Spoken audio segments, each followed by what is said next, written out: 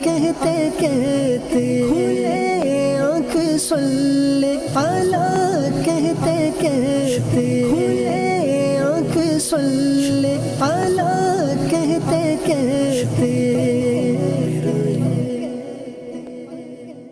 الحمدللہ رب العالمین والصلاة والسلام علی خاتم النبیین اما بعد فاعوذ باللہ من الشیطان الرجیم بسم اللہ الرحمن الرحیم الصلاة والسلام علیک یا رسول اللہ الصلاة والسلام علیک یا حبیب اللہ الصلاة والسلام علیک یا نبی اللہ وعلا آلک و اصحابک یا نور اللہ۔ مدنی چینل کے ناظرین، پروگرام کھلے آنکھ صلی اللہ کہتے کہتے میں آپ کو خوش آمدید کہتے ہیں۔ آئیے درود پاک کی ایک فضیلت سنتے ہیں۔ نسائی شریف کی حدیث مبارکہ ہے، میرے آقا جان رحمت صلی اللہ علیہ وآلہ وسلم نے ارشاد فرمایا، جبریل امین نے مجھ سے عرض کی کہ اللہ پاک فرماتا ہے، اے محمد صلی اللہ علیہ وآلہ وسلم، کیا تم اس بات پر راضی نہیں کہ تم پر ایک سلام بھیجے میں اس پر 10 سلام بھیجوں؟ سبحان اللہ سبحان اللہ۔ رب اعلیٰ کی نعمت پہ اعلیٰ درود، رب اعلیٰ کی نعمت پہ اعلیٰ درود، حق تعالیٰ کی منت پہ لاکھوں سلام۔ اے کاش مدنی چینل کے ناظرین ہم پیارے آقا جان رحمت صلی اللہ علیہ وآلہ وسلم پر زیادہ سے زیادہ درود پاک پڑھنے میں کامیاب ہو جائیں۔ نیت کیجئے کہ ہم پیارے آقا صلی اللہ علیہ وآلہ وسلم پر زیادہ سے زیادہ درود پاک پڑھیں گے۔ صلو علی الحبیب صلی اللہ تعالی علی محمد صلی اللہ علیہ وآلہ وسلم۔ مدنی چینل کے ناظرین، اللہ تعالیٰ نے بنیادی طور پر اپنی عبادت کے لیے انسان کو پیدا فرمایا ہے، اور اس مقصد عظیم کو پورا کرنے کے لیے انسان کا صحت مند ہونا یہ بہت ضروری ہے۔ بیمار ہے، عبادت میں دل ہی نہیں لگے گا، طبیعت خراب ہے، عبادت کر نہیں پائے گا، طبیعت خراب ہے، مسجد کی طرف نہیں جا پائے گا، طبیعت خراب ہے، قرآن نہیں اٹھا سکے گا، یعنی کوئی بھی عبادت ہے، عبادت میں دل ہی نہیں لگے گا جب طبیعت ناساز ہوگی، کوئی بیماری آ پڑے گی۔ لہٰذا اس عظیم مقصد کو پورا کرنے کے لیے، جس مقصد کے لیے اللہ تعالیٰ نے انسان کو پیدا کیا ہے، وَمَا خَلَقْتُ الْجِنَّ وَالْإِنسَ إِلَّا لِيَعْبُدُونَ، کہ ہم نے جن و انس کو اپنی عبادت کے لیے پیدا کیا ہے۔ اس عظیم مقصد کو حاصل کرنے کے لیے ہر بندہ مومن پر لازم ہے کہ اپنی طبیعت کا لحاظ رکھے، اپنی صحت کا خیال رکھے، اس مقصد عظیم پر عمل کرنے کے لیے۔ انشاءاللہ مدنی چینل کے ناظرین، آج کا ہمارا ٹاپک صحت اور تندرستی، یہ پروگرام میں ٹاپک رہے گا۔ آپ سے گزارش کریں گے آپ ہمارے ساتھ جڑے رہیے، پروگرام مکمل دیکھیے، انشاءاللہ آپ کو بہت کچھ سیکھنے کو ملے گا۔ جہاں قرآن پاک کی آیات بینات سے ہم اپنی قبر و آخرت کو سنوارنے والے معاملات کی تعلیم لیتے ہیں، وہیں پر آج ہم صحت اور تندرستی کے حوالے سے بھی قرآن کی آیات بینات سنیں گے۔ ہم نبی پاک علیہ السلام کے فرامین بھی سنیں گے، جن میں میرے آقا صلی اللہ علیہ وآلہ وسلم نے صحت اور تندرستی کے حوالے سے ارشاد فرمایا۔ اسلاف کا انداز کیا تھا، نبی پاک علیہ السلام کا انداز مبارک کیا رہا، انشاءاللہ بہت کچھ آج کے اس پروگرام میں سیکھنے کو ملے گا۔ لیکن جو بھی ہم سیکھیں، آج یہ تہیہ ہو، نیت ہو کہ انشاءاللہ پھر ہم ان باتوں پر عمل کرتے ہوئے اپنی صحت کا خیال رکھیں گے۔ آپ اگر اپنی ذات کے ساتھ مخلص نہیں ہوں گے تو یاد رکھیے گا مدنی چینل کے ناظرین، کوئی آپ کے ساتھ مخلص نہیں ہوگا۔ اگر ہم اپنی جان، اپنی ذات کے ساتھ ہی بے وفائی کرنے پر اتر آئیں تو زمانہ بڑا بے وفا ہے، زمانہ ہمارے ساتھ وفا نہیں کرے گا۔ ہم سب سے پہلے اپنی ذات کے ساتھ مخلص ہوں، اپنی صحت کا خیال رکھیں، انشاءاللہ زمانہ پھر ہمیں ایسا ہی افراد اللہ نے چاہا ملتے ہی چلے جائیں گے اور ہم آگے ہی بڑھتے چلے جائیں گے۔ ایسے افراد کی سنگت بھی ہم اپنائیں کہ جو ہمیں ہمارا خیال رکھیں، جہاں ہماری نیکیوں کا خیال رکھیں، ہماری صحت کے بارے میں بھی وہ ہمارا خیال رکھیں۔ کتنی پیاری ہستی ہے ماں، کتنی پیاری ہستی ہے والد، کتنے پیارے افراد ہیں بہن بھائی، یہ وہ ہستیاں ہیں، یہ وہ رشتے ہیں کہ جو ہماری نیکیوں کے ساتھ ساتھ، اللہ کرے جہاں دینی ماحول ہو، نیکیوں کے ساتھ ساتھ صحت کا بھی بہت لحاظ رکھا جاتا ہے۔ ہمیں اپنی صحت کا خیال رکھنا ہے۔ انشاءاللہ آج کے اس ٹاپک میں، پروگرام میں صحت و تندرستی پر انشاءاللہ ہم گفتگو کریں گے۔ پروگرام کو آگے لے کر چلتے ہیں، مبلغین کو میں دعوت دوں گا اور پھر انشاءاللہ ہم قرآن پاک کی تلاوت بھی سنیں گے، نعت مصطفیٰ صلی اللہ علیہ وآلہ وسلم بھی سنیں گے، اور انشاءاللہ صحت و تندرستی ٹاپک پر مبلغین سے ہم گفتگو بھی کریں گے۔ مبلغین کو دعوت دوں گا۔ ماشاءاللہ غلام الیاس باپو کی زیارت ہو رہی ہے، سید صاحب کی، مرحبا کہتے ہیں پہلے تو سید صاحب کو۔ ماشاءاللہ کیا بات ہے سید صاحب کی، السلام علیکم ورحمۃ اللہ وبرکاتہ. ماشاء اللہ, مرحبا مرحبا, اضحک اللہ سنہ کا. ماشاء اللہ, کیسے ہیں؟ ٹھیک ہیں. شاہد مدنی اتاری, ماشاء اللہ, مرحبا کہتے ہیں شاہد بھائی کو جی. السلام علیکم ورحمۃ اللہ وبرکاتہ. وعلیکم السلام. ماشاء اللہ ماشاء اللہ, کیسے ہیں آپ؟ ٹھیک ہیں, مرحبا مرحبا, اہلا و سہلا, مرحبا. ہم دعوت دیتے ہیں جی ماشاء اللہ, ہمارے سید رضوان باپو ہیں, سید رضوان شاہ صاحب, مرحبا کہتے ہیں جی. السلام علیکم ورحمۃ اللہ, کیسے ہیں شاہ صاحب؟ ٹھیک ہے آپ, مرحبا, اہلا و سہلا, مرحبا جی. آج جن سے ہم نعت مصطفیٰ صلی اللہ علیہ وآلہ وسلم سنیں گے, بڑے پیارے اسلامی بھائی ہیں جنہیں سن کر حاجی مشتاق صاحب ہمارے نگران شورا, مرحوم نگران شورا کی یاد تازہ ہو جاتی ہے. ہمارے محفوظ اتاری انشاءاللہ ان سے نعت مصطفیٰ صلی اللہ علیہ وسلم سنیں گے. مرحبا کہتے ہیں محفوظ بھائی کو بھی. السلام علیکم ورحمۃ اللہ. ماشاء اللہ, کیسے ہیں آپ؟ ٹھیک ہیں, ماشاء اللہ, اضحک اللہ سنک. آئیے مدنی چینل کے ناظرین, پروگرام کو آگے بڑھاتے ہیں. سیگمنٹ ہے پیغام قرآن.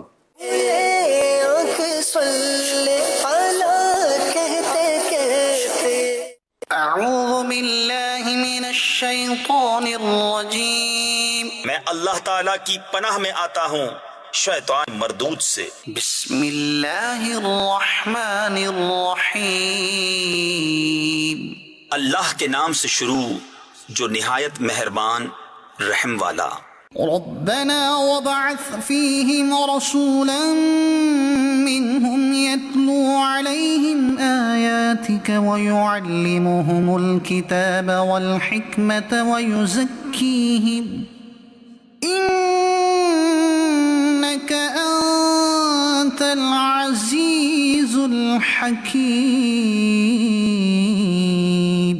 اے رب ہمارے, اور بھیج ان میں ایک رسول انہی میں سے کہ ان پر تیری آیتیں تلاوت فرمائے, اور انہیں تیری کتاب اور پختہ علم سکھائے, اور انہیں خوب ستھرا فرما دے. بے شک تو ہی غالب حکمت والا. ومن يرغب عن ملة إبراهيم إلا من سفه نفسه وَلَقَدِ اصْطَفَيْنَاهُ فِي الدُّنْيَا وَإِنَّهُ فِي الْآخِرَةِ لَمِنَ الصَّالِحِينَ. اور ابراہیم کے دین سے کون منہ پھیرے سوا اس کے جو دل کا احمق ہے, اور بے شک ضرور ہم نے دنیا میں اسے چن لیا, اور بے شک وہ آخرت میں ہمارے خاص قرب کی قابلیت والوں میں ہے. اذ قال له ربه اسلم قال اسلمت لرب العالمين. ووصى بها ابراهيم بنيه ويعقوب يا بني ان الله اصطفى لكم الدين فلا تموتن الا وانتم مسلمون. جبکہ اس سے اس کے رب نے فرمایا گردن رکھ. عرض کی میں نے گردن رکھی اس کے لیے جو رب ہے سارے جہان کا, اور اسی دین کی وصیت کی ابراہیم نے اپنے بیٹوں کو اور یعقوب نے کہ اے میرے بیٹو, بے شک اللہ نے یہ دین تمہارے لیے چن لیا تو نہ مرنا مگر مسلمان. ام کنتم شہداء اذ حضر یعقوب الموت اذ قال لبنیہ ما تعبدون من بعدی قالوا نعبد إلهك وإله آبائك إبراهيم وإسماعيل وإسحاق إلها واحدا ونحن له مسلمون. بلکہ تم میں کے خود موجود تھے جب یعقوب کو موت آئی, جبکہ اس نے اپنے بیٹوں سے فرمایا میرے بعد کس کی پوجا کرو گے؟ بولے ہم پوجیں گے اسے جو خدا ہے آپ کا اور آپ کے والدوں ابراہیم و اسماعیل و اسحاق کا, ایک خدا, اور ہم اس کے حضور گردن رکھے ہیں. تلک امت قد خلت لها ما كسبت ولكم ما كسبتم ولا تسألون عما كانوا يعملون. یہ ایک امت ہے کہ گزر چکی, ان کے لیے ہے جو انہوں نے کمایا اور تمہارے لیے ہے جو تم کماؤ, اور ان کے کاموں کی تم سے پرسش نہ ہوگی۔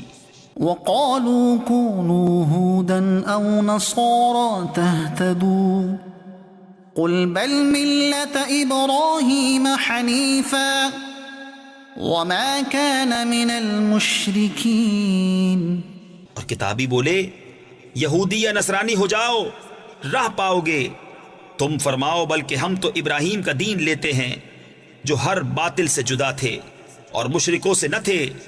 قولوا آمنا بالله وما أنزل إلينا وما أنزل إلى إبراهيم وإسماعيل وإسحاق وما أنزل إلى إبراهيم وإسماعيل وإسحاق ويعقوب والأسباط وما أوتي موسى وعيسى وما أوتي النبيون من ربهم لا نفرق بين أحد منهم ونحن له مسلمون۔ یوں کہو کہ ہم ایمان لائے اللہ پر اور اس پر جو ہماری طرف اترا اور جو اتارا گیا ابراہیم و اسماعیل و اسحاق و یعقوب اور ان کی اولاد پر، اور جو عطا کیے گئے موسیٰ و عیسیٰ اور جو عطا کیے گئے باقی انبیاء اپنے رب کے پاس سے، ہم ان میں کسی پر ایمان میں فرق نہیں کرتے اور ہم اللہ کے حضور گردن رکھے ہیں۔ فَإِنْ آمَنُوا بِمِثْلِ مَا آمَنْتُمْ بِهِ فَقَدِ اهْتَدَوْا وَإِنْ تَوَلَّوْا فَإِنَّمَا هُمْ فِي شِقَاقٍ فَسَيَكْفِيكَهُمُ اللَّهُ وَهُوَ السَّمِيعُ الْعَلِيمُ۔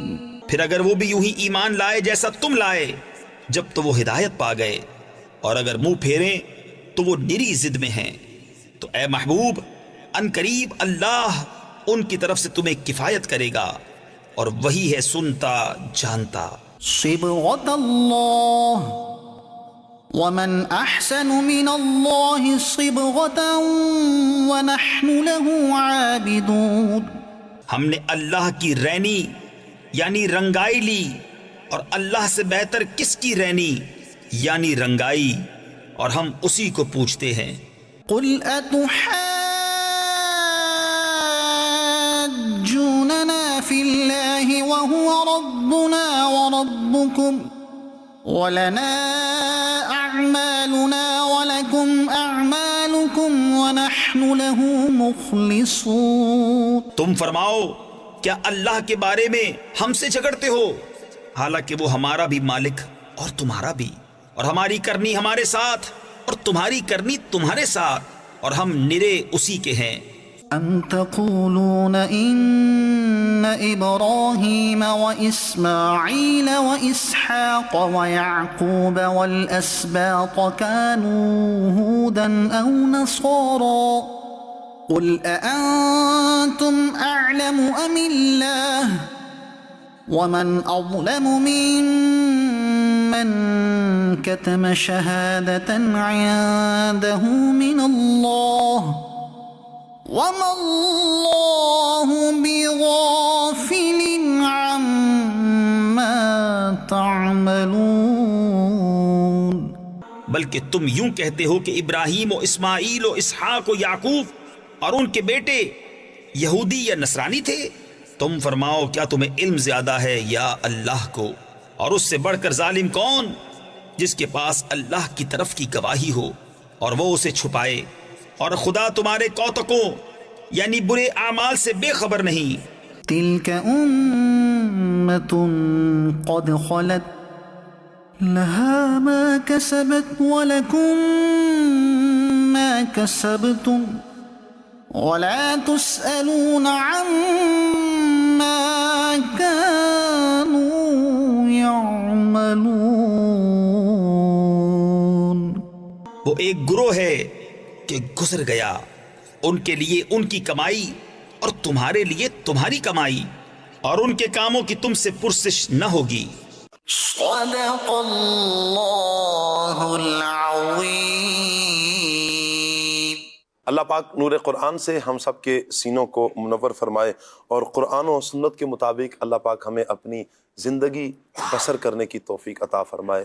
قرآن ہماری ہر اعتبار سے رہنمائی کرتا ہے۔ اللہ کرے کہ قرآن پاک کی اس رہنمائی کو ہم لے لیں، نافذ کریں اپنے اوپر، انشاءاللہ ہم دنیا میں بھی سرخرو ہو جائیں گے، سکھی زندگی گزاریں گے، چین اور آرام کی زندگی گزاریں گے انشاءاللہ۔ قبر و حشر میں بھی اللہ پاک ہمیں کامیاب فرمائے گا۔ محفوظ بھائی کی طرف بڑھتے ہیں اور کلام سنتے ہیں۔ جی محفوظ بھائی۔ صلی اللہ علیہ یا رسول اللہ وسلم علیہ یا حبیب اللہ۔ تیرے قدموں میں جو ہے غیر کم کیا دیکھیں، کون نظروں پہ چڑھے دیکھ کے تلوار تیرا، تو جو چاہے تو ابھی میل میرے دل کے دھلے، کہ خدا دل نہیں کرتا کبھی میلا تیرا۔ صلی اللہ علیہ یا رسول اللہ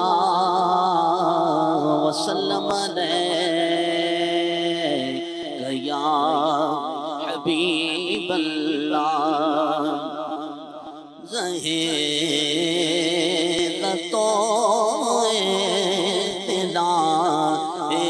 محمد لگے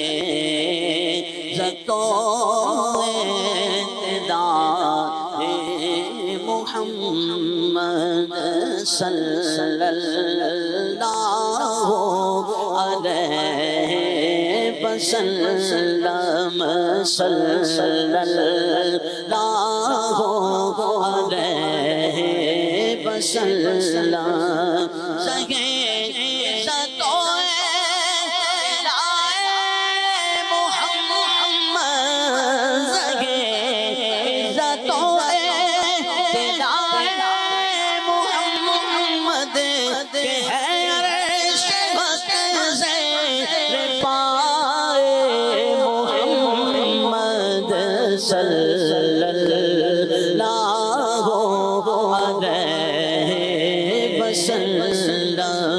صلی اللہ علیہ وسلم، صلی اللہ علیہ وسلم۔ مقام عرش ان کا، فلک فرش ان کا، مقام عرش ان کا،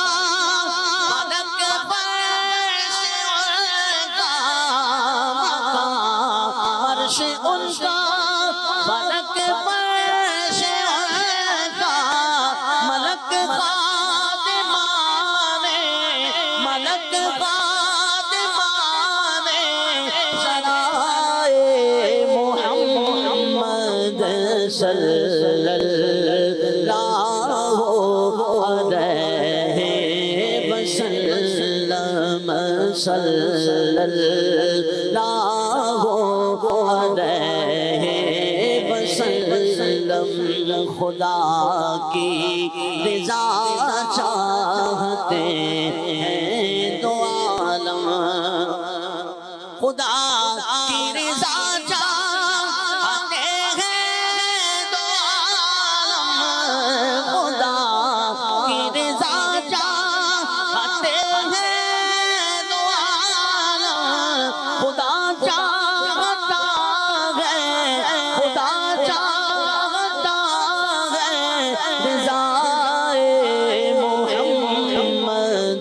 صلی اللہ علیہ وسلم، صلی اللہ علیہ وسلم۔ میں نظر اجاری ہو میری زبان پر ہمیں نظر جاری ہو میری زباں پر تمہیں نظر جاری ہو میری زباں پر تمہیں نظر جاری ہو میری زباں پر محمد محمد خدائے محمد صلی اللہ علیہ وسلم صلی اللہ علیہ وسلم سائے کلیم سہائے غضب تھا سائے کریم سہائے غضب تھا سائے کریم سہائے غضب تھا سائے کریم سہائے غضب تھا گروہ کا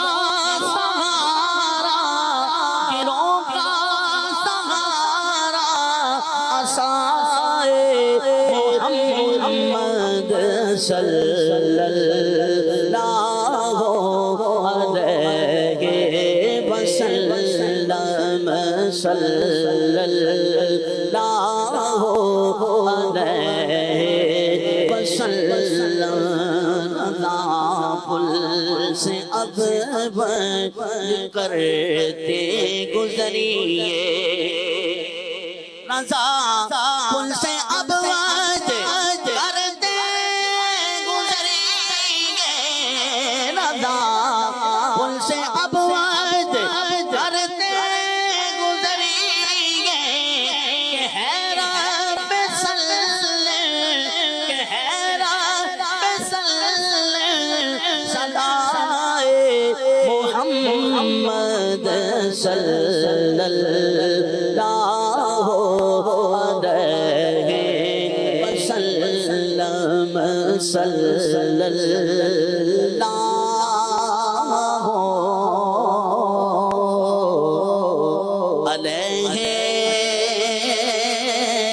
علیہ وسلم۔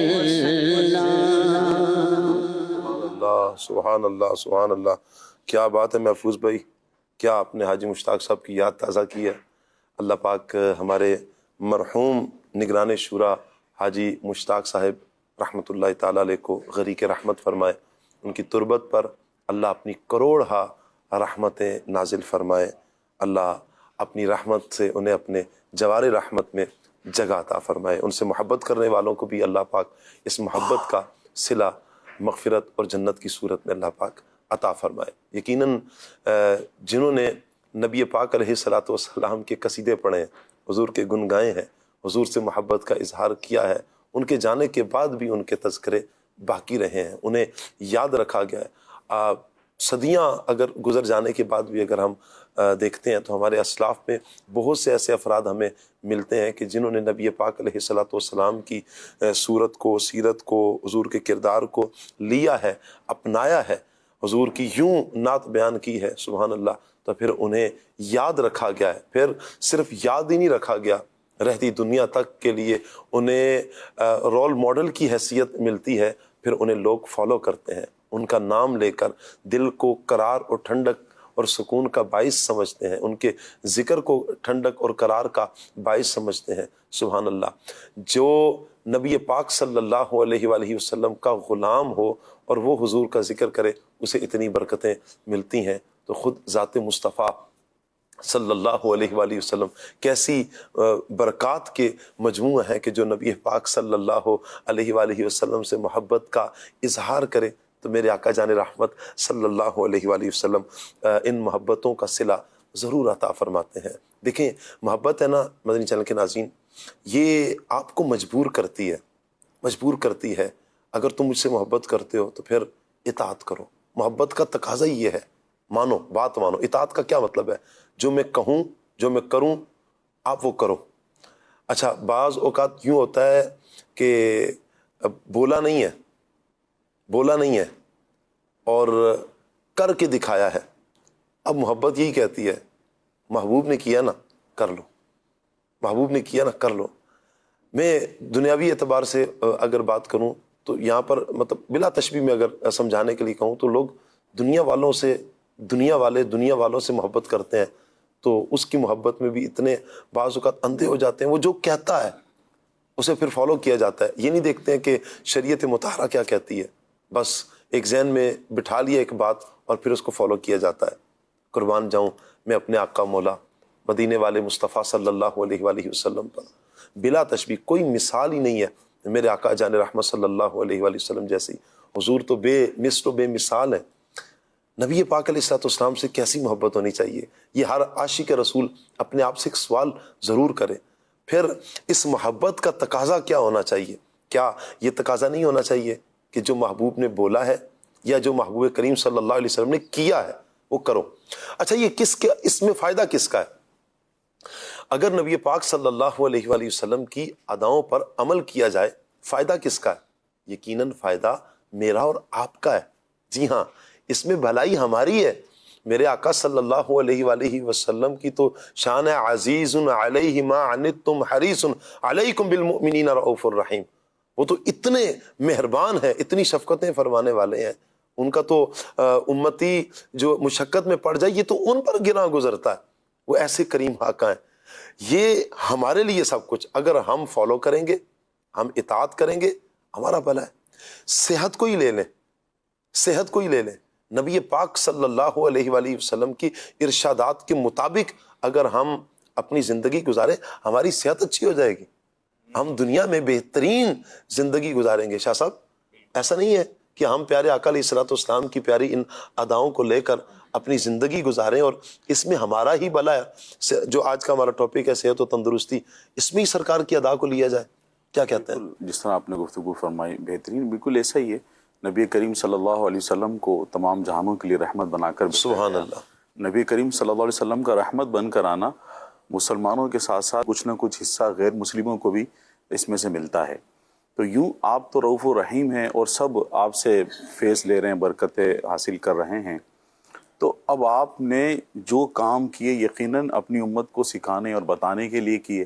اور اگر ہم غور کرتے چلے جائیں جس طرح سے آپ نے بات کی کہ پیارے آقا صلی اللہ علیہ وسلم کی جو ادائیں ہیں، سنتیں ہیں، ان کو فالو کرنا، اس پر عمل کرنا، تو جو دنیا کے انبیاء کرام کے بعد بہترین شخص ہیں، افضل لوگ ہیں، وہ صحابہ کرام علیہم رضوان ہیں.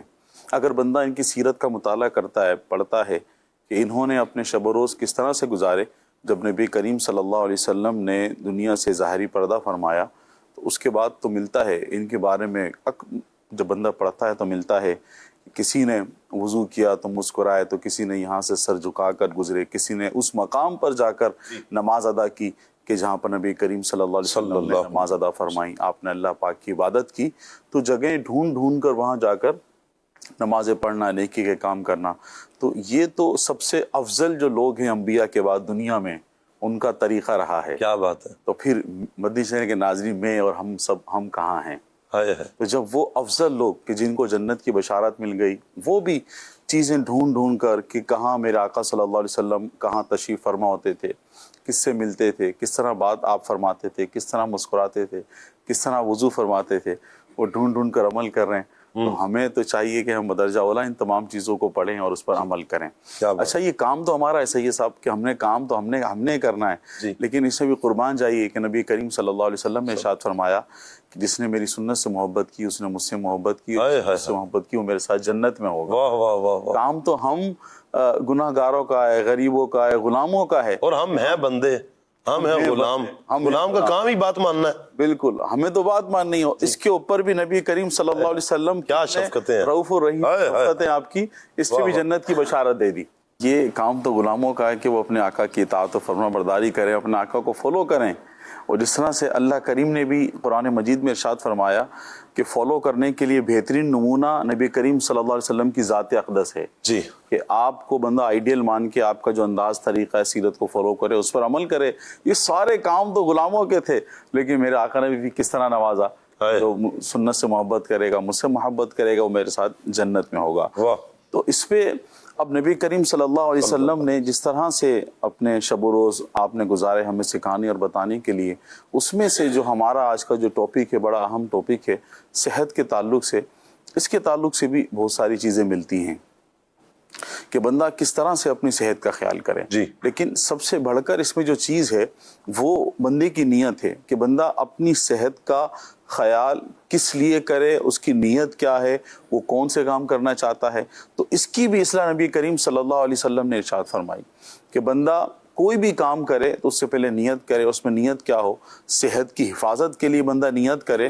تو کیا نیت کرے کہ اگر بندہ ایسی چیزیں چھوڑ دیتا ہے جو جنک فوڈز ہیں، جو خراب فوڈز ہیں، جس سے آپ کی طبیعت خراب ہو سکتی ہے، آپ کا کولیسٹرول بڑھ سکتا ہے، بلڈ پریشر بڑھ سکتا ہے، یورک ایسڈ بڑھ سکتا ہے، ٹرائیگلیسرائڈ بڑھ سکتا ہے، اتنی ساری بیماریاں ہیں. اور اگر ان کی جڑ پہ جائے بندہ تو وہ کھانا ہی ہے کہ بندہ ایسا کھانا کھائے کہ جس سے آپ کی باڈی کو طاقت ملنے کے بجائے نقصان ہو، جس میں فرائی چیزیں، باہر کے کھانے بہت زیادہ ہیں. اور باہر کے کھانے اگر ہم غور کرتے چلے جائیں تو وہ کس طرح کس آئل میں بنتے ہیں، کس طرح سے بنتے ہیں، کن ہاتھوں کے ساتھ بنتے ہیں، بے شمار ویڈیوز اور کیا کیا بنتا ہے، کیا کیا بنتا ہے اور کس کس طرح سے بنایا جاتا ہے، اور اس میں صفائی کا کتنا خیال رکھا جاتا ہے. یہ تقریباً لوگ جو سوشل میڈیا استعمال کر رہے ہوتے ہیں ان کے سامنے ہوتا ہے. بڑا الٹا ایک ہمارا نظام بن چکا ہے. معذرت کے ساتھ ہم نا گھر کی چیزوں کو لائک نہیں کرتے ہیں جو صاف ستھری ہیں، جن پر 100% اعتماد ہے. والدہ نے ہمارے سامنے آٹا گوندا ہے، اپنے ہاتھوں کو اچھے طریقے سے دھویا ماں نے، ٹھیک ہے، صاف برتن لیا ہے، دھلا ہوا، سبزیوں کو دھویا ہے، اچھا، اور پھر صاف برتن میں یہ سارا کچھ رکھا ہے، پکایا ہے، صاف برتن میں آپ کے سامنے رکھا ہے.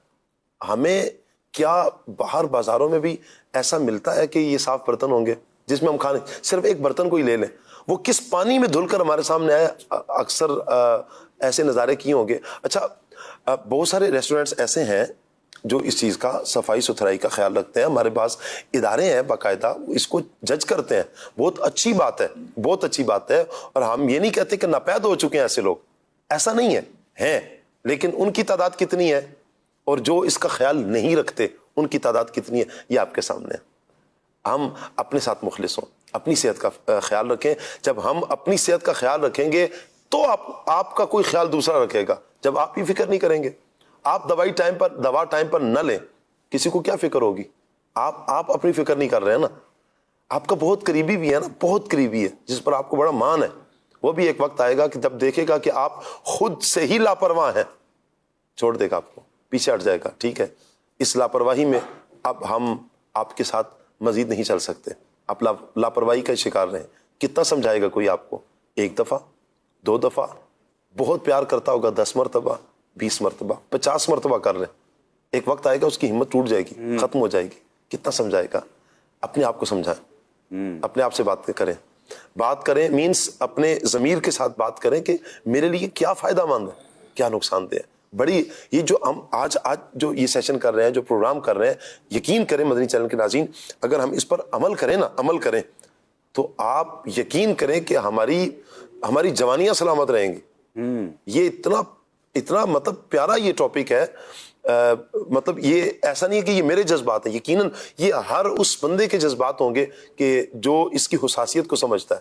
شاید کہ بہت ساروں کو اس کا احساس نہ ہو. اگر احساس نہیں ہے نا، کسی اس کے پاس جا کر بیٹھ جائے جس کو اب اس کا احساس ہو رہا ہے، جو بیماریوں کو لے کر ساتھ چل رہا ہے. اللہ نہ کرے کسی کے معدے کا آپریشن ہو. میرے ایک جاننے والے تھے، اسٹوڈنٹ تھے، اللہ تعالیٰ نے غریق رحمت فرمائے، جوان بہت پیارے اسلامی بھائی تھے. ان کا معدہ نکال دیا گیا، کوئی بھی بیماری ہو سکتی ہے، کاٹ دیا گیا. لائن ڈلی ہوئی تھی، پائپ ڈلے ہوئے تھے ان کو. میں نے ان سے پوچھا، کہتے ہیں بس مجھے ہلکی سی نرم غذا، کون سی؟ وہ لیکوڈ پانی والی غذا، اس کی لینے کی اجازت ہے. کچھ بہت ٹائم پر رہے بھی نہیں ہے، پھر انتقال کر کے وہ. اللہ نہ کرے، اللہ نہ کرے، اللہ نہ کرے، اللہ نہ کرے اس طرح کی کیفیت ہو تو سوچے نا، اپنی جان کس کو عزیز نہیں ہوتی. یہ کوئی ایک بیماری لگ جاتی ہے، اللہ بس عافیت فرما دے. کچھ ہم خیال رکھیں اللہ سے، پھر دعا بھی کرتے رہیں، اللہ کرم فرمائے گا، اللہ پاک ضرور مہربانی فرمائے گا. شاہد بھائی کی طرف بڑھتے ہیں. شاہد بھائی، میں چاہوں گا کہ صحت کا جو سفر ہے یہ اس کا کیا ذریعہ ہے, کیا بات ہے, کچھ اس پر فرمائیں آپ. بسم اللہ الرحمن الرحیم. شاہ صاحب پہلے تو میں اسی موضوع کی طرف جیسے آپ نے گفتگو فرمائی جی. کہ ہمارے زبانوں پر باہر کے کھانوں کا ٹیسٹ لگ چکا ہے جی, اور ہمیں پھر گھر کے کھانے اچھے نہیں لگتے ہیں. اس کے پیچھے جو مین بنیادی وجہ ہے نا, گھر کے کھانے اچھے کیوں نہیں لگ رہے جبکہ اتنے صاف ستھرے اچھے انداز سے بہت معتدل انداز سے اس کو بنایا جاتا ہے, بالکل معتدل انداز میں بنایا جاتا ہے. اور ہم جب باہر سے کھانے کھاتے ہیں اور اس میں اسپائسیز زیادہ ڈالے جاتے ہیں, جو ہے وہ آئل زیادہ ڈالا جاتا ہے, تو اس طرح کی چیزیں جب انسان کے زبان کے اوپر اس کا ٹیسٹ چڑھ جاتا ہے جی, تو پھر اس کو گھر کی سادہ غذائیں اچھی نہیں لگتی, گھر کا بنا ہوا والدہ محترمہ کی ہاتھوں سے بنی ہوئی ریسیپی اس کو اچھی نہیں لگتی. جی, تو یہی وجہ ہوتی ہے کہ جس کی وجہ سے ہم پھر اپنی صحت کا خیال نہیں رکھ پاتے, اور بالخصوص انسان کے بارے میں جیسے کہا جاتا ہے کہ انسان دو چیزوں کی وجہ سے غافل ہو جاتا ہے. ایک تو صحت کی وجہ سے, جب اس کے پاس صحت ہے تو وہ صحت کی فکر نہیں کرتا, وہ صحت سے غافل رہتا ہے, اور اس طریقے سے اس کے پاس جب فارغ وقت ہوتا ہے تو اس فارغ وقت کو غنیمت نہیں جانتا بلکہ وہ فضول کاموں میں اس کو گزار دیتا ہے, تو یہ بھی اس سے غافل رہ جاتا ہے. تو ہم صحت کے موضوع کی طرف آتے ہیں کہ جیسا کہ صحت ہمارے لیے کتنی اہم ہے, اس پر ماشاءاللہ سید ثاقب شاہ صاحب نے بھی کافی اچھی گفتگو فرمائی اور ماشاءاللہ شاہ صاحب نے بھی گفتگو فرمائی. تو ہم نے صحت کے بارے میں اپنے آپ کو ایسا کانشیس بنانا ہے, اپنے آپ کو اس طریقے سے تیار رکھنا ہے کہ ہم اپنی صحت کے معاملے میں کسی بھی قسم کا کوئی کمپرومائز نہ کریں. عمومی طور پر جیسے ہم باہر کے کھانے کھاتے ہیں تو ہمارے زبان پر جب ٹیسٹ آ جاتا ہے تو اب ہمیں بالجبر اس ٹیسٹ کو ختم کرنا پڑے گا. ہمیں گھر کے کھانوں کو فوقیت دینی پڑے گی اور اپنے آپ کو سمجھائیں جو خامیاں, خرابیاں, جو کوتاہیاں باہر کے کھانوں میں نظر آتی ہیں, سنی جاتی ہیں, ہمیں اس کو صحیح طریقے سے سمجھ کر اس کو چھوڑ دینا چاہیے اور ہمیں گھر کے کھانوں کی طرف توجہ کرنا چاہیے. یہ جو آپ بات فرما رہے ہیں نا, اللہ کرے کہ یہ سمجھ میں آ جائے. یہ آج سمجھ میں نہ آئی نا, وقت آپ کو سمجھا دے گا. وقت بہت بڑا استاد ہے, بہت بڑا معلم ہے. وقت آپ کو سمجھاتا ہے. پھر جی بالکل, اس وقت سے پہلے آج قدر کر لیں. جب وقت سمجھاتا ہے نا, پھر وقت کے شکنجے میں جکڑا ہوتا ہے بندہ. پھر ہر چیز ہونے کے باوجود بندہ میٹھے کے قریب نہیں جاتا. اسے پتا ہے آج پیوں گا, اللہ نہ کرے اس سے پوچھے نا کہ جسے اللہ عافیت فرمائے, جس سے شوگر ہوئی اور اس کے پاؤں پہ زخم ہوا اور پھر پاؤں کٹا, وہ کس طرح میٹھے کے قریب جائے گا؟ اسے پتا ہے کہ اب میں نے لیا تو دوسرا پاؤں کٹ جائے گا معاذ اللہ. کوئی کہیں اور زخم ہوتا ہے, بازو کٹتا ہے, پوری ٹانگ کٹ جاتی ہے, کتنا نقصان ہوتا ہے. اللہ کرے شاہد بھائی یہ ذہن بنے. یہ ذہن کیسے بنے گا شاہد بھائی, کیسے ذہن بنا یار؟ دیکھیں اس کا ذہن بنانا پڑے گا کیونکہ بہت ساری چیزیں ایسی ہیں کہ ایک تو اس کے پازیٹیو پہلو بیان کیے جاتے ہیں اور ایک چیز ہے جس کے نیگیٹو پہلو بیان کیے جاتے ہیں. ہم نیگیٹو پہلو پر بھی اس کو پیش نظر رکھیں کہ یار اگر ہم یہ کام کریں گے تو ہمیں اس طرح کے نقصانات ہمیں مل سکتے ہیں, اور اگر پازیٹیو پہلو کی طرف جائیں گے کہ یار اگر ہم یہ چیزیں چھوڑ دیتے ہیں تو ہمیں اس سے کون کون سے فائدے حاصل ہوں گے. جیسے مثال کے طور پر آئلی چیزیں ہیں, بہت زیادہ جہاں آئل استعمال ہوتا ہے ہم اس کو ترک کر دیں گے جی, تو ہمارا جو بیڈ کولیسٹرول ہے بڑھنا شروع ہو جاتا ہے, وہ ختم ہو جائے گا. اس کی وجہ سے جو شوگر کے پیشنٹ ہیں ان کا شوگر بہتر ہو جائے گا, بلڈ پریشر کی جو بیماریاں ہیں وہ ختم ہو جائیں گی. اس طریقے سے یورک ایسڈ کا ایشو بھی رہتا ہے. اب کھانے کے اندر جب اعتدال نہیں ہوگا, باہر جاتے ہیں تو بعض اوقات آئل زیادہ ہوتا ہے, نمک زیادہ ہوتا ہے. اب نمک کا زیادہ استعمال کرنا یہ یورک ایسڈ کی بیماری کو دعوت دینے کے مترادف ہے. شاید بھائی فلاں تو کھاتا ہے, اتنا کھاتا ہے, وہ جناب میرے ساتھ ہوتا ہے, دوست ہے میرا, اور اس کو تو دیکھیں بھائی میں تو حیران رہ جاتا ہوں, فلاں اتنا کھاتا ہے اور میں کچھ بھی نہ کھاؤں. بھائی ایک دعوت میں 2-4 دوست گئے ہیں, آپ جو فرما رہے ہیں بھائی اتنا پیسہ اس کا لگا ہے اور میں کچھ بھی نہ کھاؤں, کیا کروں؟ دیکھیں بالکل آپ بجا فرما رہے ہیں, اس طرح کے اعتراضات ملتے ہیں. ہم نے یہ بھی ایک مقولہ سنا ہے کہ پہلے دور کے جو لوگ ہوتے تھے صبح جو ہے نا وہ بہترین اور ہیوی قسم کا ناشتہ کر کے نکلتے تھے, اچھا ناشتہ کرتے تھے, نکلتے تھے.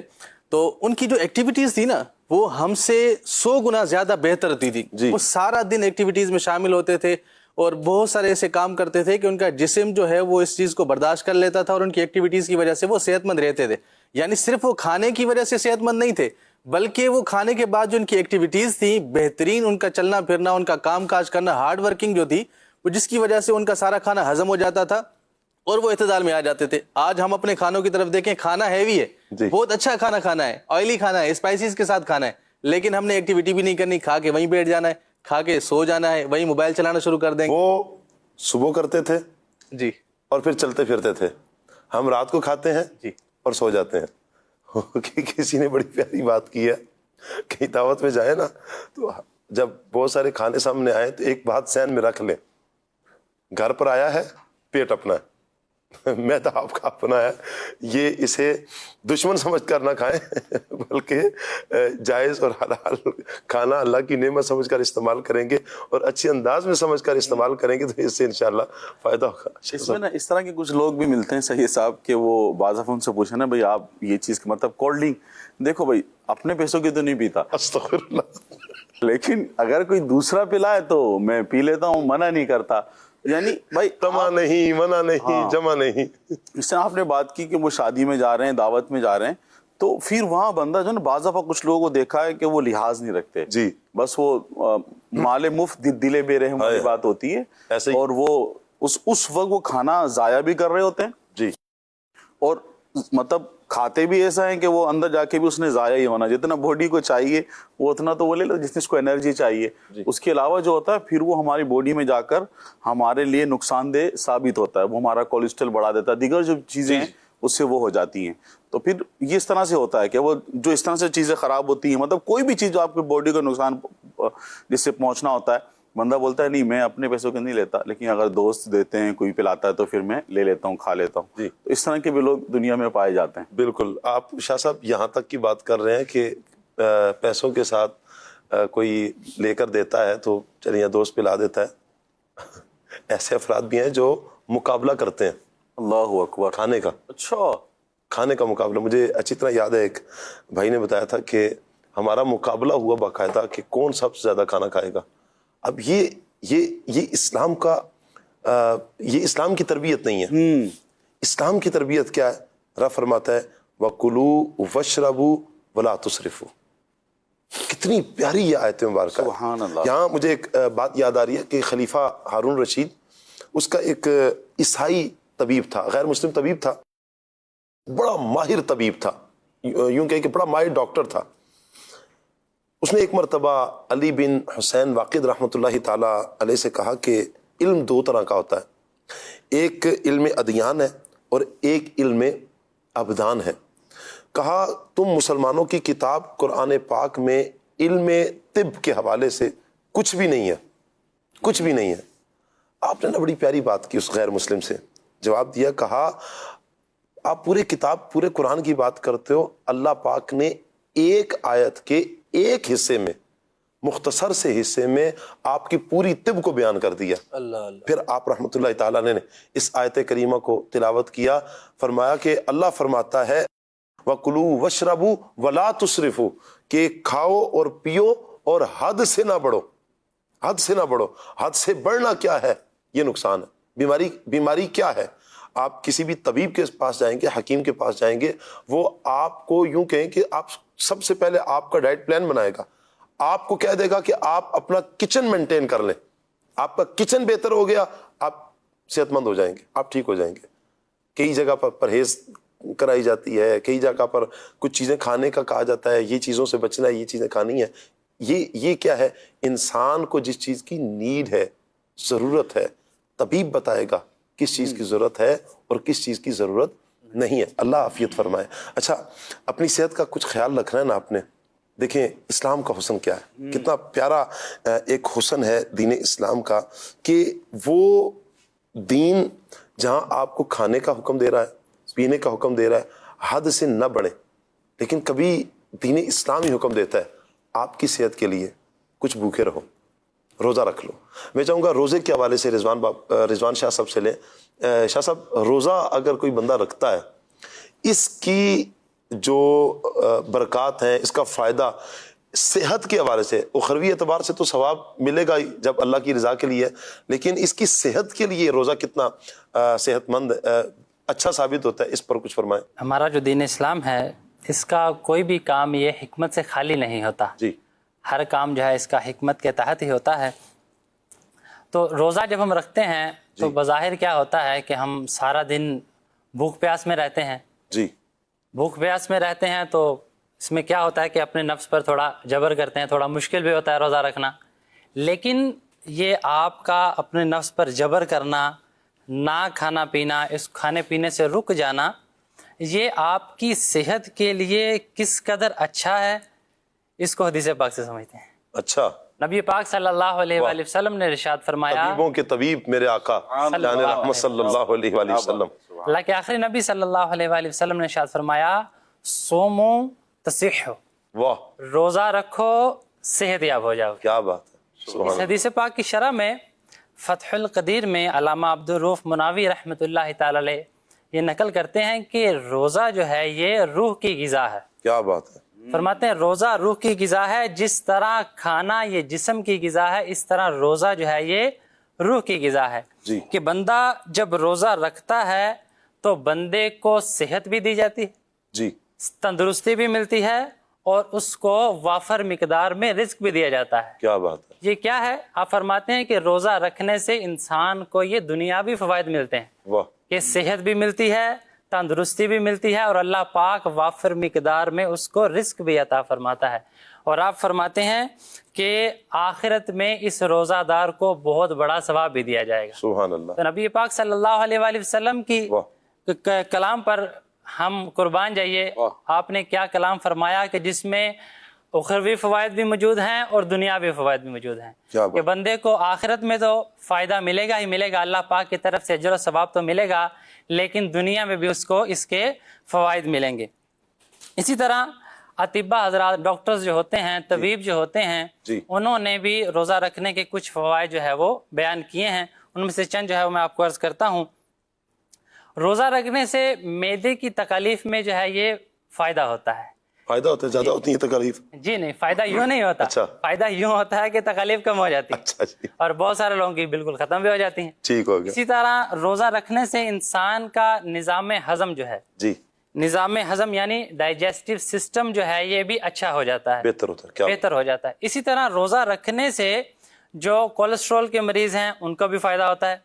روزہ رکھنے سے شوگر لیول بھی کنٹرول ہو جاتا ہے. روزہ رکھنے سے بلڈ پریشر کے جو پیشنٹ ہوتے ہیں ان کو بھی فائدے حاصل ہوتے ہیں, کہ بلڈ پریشر بھی کنٹرول کرنے میں کافی مدد ملتی ہے. صحیح. اسی طرح اگر کوئی انسان ڈپریشن کا شکار ہے, جی ذہنی تناؤ کا شکار ہے, تو روزہ رکھنے سے اس چیز میں بھی کمی واقع ہوتی ہے. کیا بات. ڈاکٹرز کہتے ہیں کہ جو اس طرح کی بیماریوں میں مبتلا ہو تو وہ روزہ رکھے تو انشاءاللہ اس کو اس چیز کے فوائد ملیں گے, کہ بیماریوں سے بھی حفاظت ہوگی, اور اللہ کی رضا کے لیے روزہ رکھنا ہے تو اللہ کی رضا کے لیے روزہ رکھیں گے تو دنیا میں بھی فائدہ تو ملے گا ہی ملے گا, اور انشاءاللہ آخرت میں بھی اس کا اجر و ثواب ملے گا. کیا بات ہے. اس کے چند ایک فوائد مزید میں بھی عرض کرتا ہوں. جسمانی کھچاؤ ہے, ذہنی تناؤ ہے, ڈپریشن ہے, نفسیاتی امراض ہیں, اس کا خاتمہ ہوتا ہے. موٹاپے میں کمی واقع ہوتی ہے. بے اولاد جو خواتین کے ہاں اولاد کے ہونے کے امکانات زیادہ ہو جاتے ہیں روزہ رکھنے سے, یہ اس کا فائدہ نصیب ہوتا ہے. روزہ دار کے جسم میں دوسروں کی نسبت قوت مدافعت زیادہ ہو جاتی ہے. برے خیالات سے بندہ بچ جاتا ہے, ذہن پاک صاف ہوتا ہے. سبحان اللہ. انسولین استعمال کرنے والے کے لیے اگر روزہ رکھے گا اس میں کمی واقع ہو جائے گی. جگر کے ارد گرد جو جمع شدہ چربی ہے جسے فیٹی لیور کہتے ہیں, اس میں کمی ہو جاتی ہے. کھال اور چھاتی کے جو کینسر کا خطرہ ہے اس میں کمی ہوتی ہے. اعصابی امراض جو ہیں اس میں بہتری آتی ہے. جسم میں جلن پیدا ہونے والے جو مرکبات ہیں یہ کم ہو جاتے ہیں. تو اس کے بے شمار اگر ہم دنیاوی اعتبار سے یہ دیکھیں یہ فوائد ہمیں حاصل ہوتے ہیں روزہ رکھنے سے. آج اگر ہم روزہ رکھتے ہیں تو یہ دنیاوی اعتبار سے ہماری صحت کے لیے بہت فائدہ مند ہے. اچھا یہ روزہ کیا ہے؟ روزہ بھوک کو برداشت کرنا ہے. اچھا آپ پانی نہیں پی رہے, کھانا نہیں کھا رہے, اس کے فوائد آپ کو کیا ملتے ہیں؟ دل کی صفائی ہوتی ہے. اب یعنی اخروی اعتبار سے آپ اس کو دیکھیں, دل کی صفائی ہے, رقت قلبی نصیب ہوتی ہے, مساکین کی بھوک کا احساس پیدا ہوتا ہے, آخرت کی بھوک اور پیاس بندے کو یہ یاد آتی ہے, گناہوں کی رغبت میں کمی ہوتی ہے. اچھا اسی طرح عبادت میں آسانی ہوتی ہے, تھوڑی روزی میں کفایت کرنے کا یہ ذہن بنتا ہے، بندہ صحت مند ہوتا ہے۔ امام غزالی رحمۃ اللہ تعالیٰ علیہ بزرگان دین کے حوالے سے فرماتے ہیں، آپ فرماتے ہیں الجوع رأس مالنا، یعنی بھوک ہمارا بہترین سرمایہ ہے۔ واہ، شاہ صاحب یہ کتنی پیاری بات ہے، بھوک ہمارا بہترین سرمایہ ہے۔ یعنی اس سے مراد یہ ہے کہ ہمیں جو وسعت، سلامتی، عبادت، حلاوت اور علم نافع حاصل ہوتا ہے، یہ اللہ تبارک و تعالیٰ کے لیے بھوک اور جو صبر ہم کرتے ہیں اس کی بدولت اللہ تبارک و تعالیٰ میں عطا فرماتا ہے۔ تو شاہ صاحب یہ بھی اگر ہم بھوک برداشت کرتے ہیں، یہ بہت ساری چیزوں سے بندہ بچ جاتا ہے، اور روزہ رکھ کر بندہ بہت ساری چیزوں سے اپنے آپ کو بچا لیتا ہے۔ شاہ صاحب یہ کیوں نہیں ذہن بنتا ہمارا، اپنے حوالے سے کیوں نہیں ذہن بنتا؟ کیسے؟ اچھا یہ بہت ساری باتیں سن رہے ہیں، شاید ابھی ذہن بن جائے گا، ابھی ذہن بنے گا۔ بات وہی والی آپ والی ہے کہ جیسے ہی پھر بوتل سامنے آئے گی تو بندہ کہے گا اچھا میرے پیسے تو نہیں لگے نا۔ ذہن کیوں نہیں بنتا شاہ صاحب؟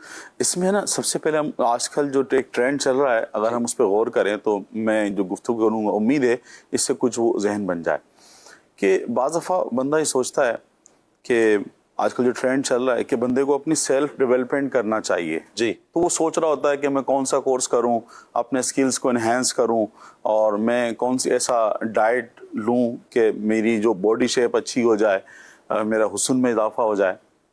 تو مدنی چینل کے ناظرین، اس چیز کے لیے سید صاحب نے جو سوال کیا ہے، اگر ہم غور کریں، سے آپ نے بات فرمائی کہ بہترین سرمایہ جو ہے وہ بھوک ہے، تو یہ روزہ یا بھوک یہ ایسی چیز ہے کہ جو آپ کی جو ایک انٹرنل ڈیولپمنٹ ہے، یعنی روحانی طور پر جی، تو یہ اس کو بھی انہینس کر رہا ہے، مضبوط کر رہا ہے، اور ظاہری طور پر جو آپ کا باڈی شیپ ہے اس کو بھی یہ بہتر کر رہا ہے۔ واہ، یعنی بعض دفعہ ہم ایسی ڈائٹ پلان لیتے ہیں کہ خالی وہ اس کا پورا جو اس سے ہمیں فوائد حاصل ہوتے ہیں وہ باڈی ہماری شیپ میں آتی ہے اس کے لیے ہوتا ہے، ہم وہ کر رہے ہوتے ہیں، کبھی ابلی ہوئی سبزیاں کھا رہے ہیں، کبھی کچھ کر رہے ہیں، کبھی واک کر رہے ہیں، اور کچھ لوگ جو ہے وہ اپنے سکلز کو انہینس کرتے ہیں، مختلف کورسز کرتے ہیں۔ یہ دونوں الگ الگ مطلب کام ہیں جی، لیکن یہ روزہ رکھنے سے ہمیں یہ دونوں چیزیں حاصل ہو رہی ہوتی ہیں۔ جس طرح سے ابھی بتایا سید صاحب نے کہ جب بندہ روزہ رکھتا ہے، اب اس کے پاس، اس کے سامنے کھانا بھی ہے، اس کے سامنے ہر طرح کی چیزیں موجود ہیں، اشیاء موجود ہیں، اب وہ کھا نہیں رہا، وہ صبر کر رہا ہے، کیوں؟ اس نے اللہ تعالیٰ کے لیے روزہ رکھا ہے۔ تو اب اس کا جو ایک اس کا سیلف ڈیولپمنٹ ہے وہ بھی یہاں پر ہو رہی ہے، اس کا کانفیڈنس بڑھ رہا ہے، اس کا جو صبر کا لیول ہے وہ بھی اس کا بڑھ رہا ہے، کہ سب چیزیں موجود بھی ہیں لیکن وہ رکا ہوا ہے، کیوں؟ اللہ تعالیٰ کی رضا کے لیے اس نے روزہ رکھا ہے۔ اب اللہ تعالیٰ کی رضا کے لیے اس نے جو روزہ رکھا ہے، اب جو اس کا جو باطنی سفر ہے، جو اس کا روحانی سفر ہے، وہ بھی یہاں سے اس کا آگے بڑھ رہا ہے، اس کے لیول بڑھ رہے ہیں کہ وہ اللہ تعالیٰ کے لیے نفلی روزے رکھ رہا ہے۔ لیکن یہاں پر ایک اور بات ہے، مدنی چینل کے ناظرین بولیں گے کہ بھئی روزے تو رمضان میں آتے ہیں، تو اب رمضان میں روزے رکھیں گے، اب یہ ابھی سے ترغیب دلا رہے ہیں۔ تو اگر ہم غور کریں، سبحان اللہ، نبی کریم صلی اللہ علیہ وسلم نے ہمیں سکھانے کے لیے، بتانے کے لیے تمام چیزیں ارشاد فرمائی، اور خود بھی اس پر ہمیں اس طرح سے بتایا۔ اگر ہم غور کریں تو دیگر انبیاء کرام علیہ السلام روزے رکھا کرتے تھے، عاشورہ کا روزہ، عرفہ کا، پھر دیگر روزے آپ نے سب کی ترغیب ارشاد فرمائی۔ تو پھر یہ نفلی روزے ہیں، بندہ نفلی روزے بھی رکھ سکتا ہے، صرف بھوک و پیاس، یعنی آپ نے ایک ڈائٹ پلان لینا ہے، آپ کو ڈاکٹر نے بولا ہے بھئی آپ نے اس ٹائم نہیں کھانا، اگر آپ روزہ ہی رکھ لیں اللہ کی رضا کے لیے تو آپ کو دیگر فوائد ملنا شروع ہو جائیں گے، آپ کی نیت اچھی ہوگی، اب اس سے جو آپ کے دیگر فوائد ہیں، باطنی سفر ہے، روحانی سفر ہے، وہ بھی آگے بڑھتا رہے گا، اور آپ کی روح کو بھی غذا ملنا شروع ہو جائے گی۔ تو یہ دونوں فوائد جمع ہو جائیں گے، اور بندہ ان فوائد پر غور کرے گا تو انشاءاللہ یقیناً اس کا یوں بھوکا رہنے کا، روزہ رکھنے کا ذہن بنے گا۔ جیسے آپ نے سوال کیا کہ اس کی جو ہے وہ کیسے ہم اس کو اپنائیں، اس چیز کو، تو امیر اہل سنت کی تربیت بھی اس حوالے سے ملتی ہے۔ مذاکرے میں آپ وقتاً فوقتاً یہ بات ارشاد فرماتے رہتے ہیں کہ جب بھی کوئی کام انسان کو کرنا ہو، زندگی میں آپ کو امپلیمنٹ کرنا ہے کسی چیز کو، تو آپ اس چیز کو سیریس لے لیں، سیریس لے لیں۔ اچھا، مجھے یہ کام کرنا ہے، جب تک آپ سیریس نہیں لیں گے نا تب تک یہ کام آپ نہیں کر سکیں گے۔ دیکھیں، اب بعض لوگوں کو کچھ ایسی چیز کھانے کی عادت ہوتی ہے جو نہیں کھانی چاہیے، جسے منہ خراب ہو جاتا ہے، پان گٹکا وغیرہ۔ اب وہ کیا ہوتا ہے کہ سمجھاتے ہیں تو نہیں سمجھتے، لیکن ڈاکٹر جب سمجھاتا ہے بولتا ہے بھائی چھالا ہو گیا، اب کھاؤ گے کینسر بن جائے گا، تو پھر ڈاکٹر کی بات سیریس لے لیتے ہیں۔ تو بات یہی ہے کہ جو بھی کام زندگی میں انسان کو کرنا ہو اس کو سیریس لینا چاہیے. آپ اس کام کو سیریس لیں تو انشاءاللہ آپ کے لیے اس کو اپنی زندگی امپلیمنٹ کرنا اور اس کو اپنانا یہ آسان ہو جائے گا. دونوں اعتبار سے دیکھا جائے گا, اس کے فوائد کو بھی دیکھیں, نقصانات کو بھی دیکھیں. جی, جب آپ دونوں کو دیکھیں گے, فوائد اور نقصانات دونوں کو دیکھیں گے, اب آپ کے لیے فیصلہ کرنا قدرے آسان ہو جائے گا. اچھا, فوائد کتنے ہیں, نقصانات کتنے ہیں, یہ بھی آپ کے ذہن میں ہونا چاہیے, آپ کو پتہ ہونا چاہیے.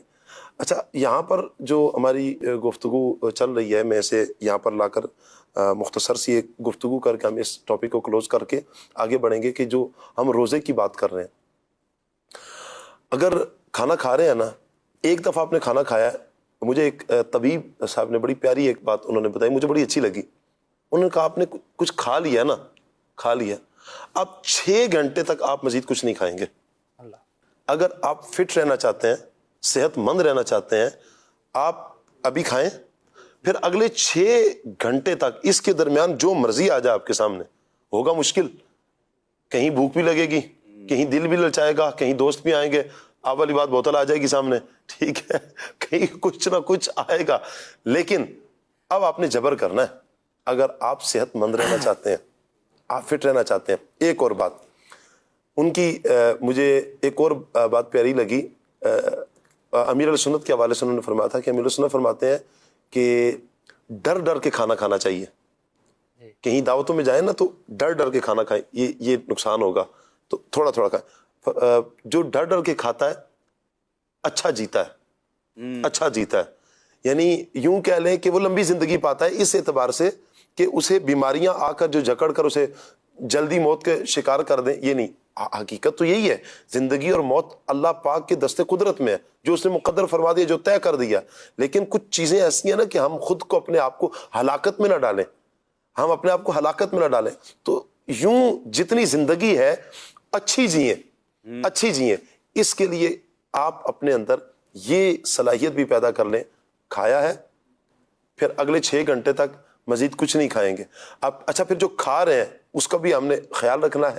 اچھا, اس کے بعد کیا ہوگا, 6 گھنٹے کے بعد آپ ہلکا پھلکا لے کر اپنی جو ٹائم ہے, ٹائم ٹو ٹائم آپ آ جائیں گے, یہ بہت اچھا ہے. 2 وقت کھانا اگر ہماری روٹین میں آ جائے نا, صرف 2 وقت کھانا. ہم دیکھیں کہ ہمارے ہاں تو دین اسلام تو سحری اور افطار کو بیان کرتا ہے, اس کی پذیرائی ہے کہ اتنا پسند کیا گیا. 2 وقت کھانا آج کل کے اطباء بھی یہی کہتے ہیں, ڈاکٹرز بھی یہی کہتے ہیں, ایک تعداد ہے 2 وقت کھانے کا آپ کو مشورہ دیں گے. 2 وقت کھائیں, صبح شام کھانا کھائیں, صبح کھانا کھا لیں, ناشتہ کر لیں, اور پھر شام میں تھوڑا جلدی کھانا کھا لیں. تو اس سے یہ ہوگا کہ آپ کی پورے دن کی روٹین اچھی ہو جائے گی. درمیان میں وہی 6 گھنٹے بعد آپ نے کچھ فروٹ لے لیا.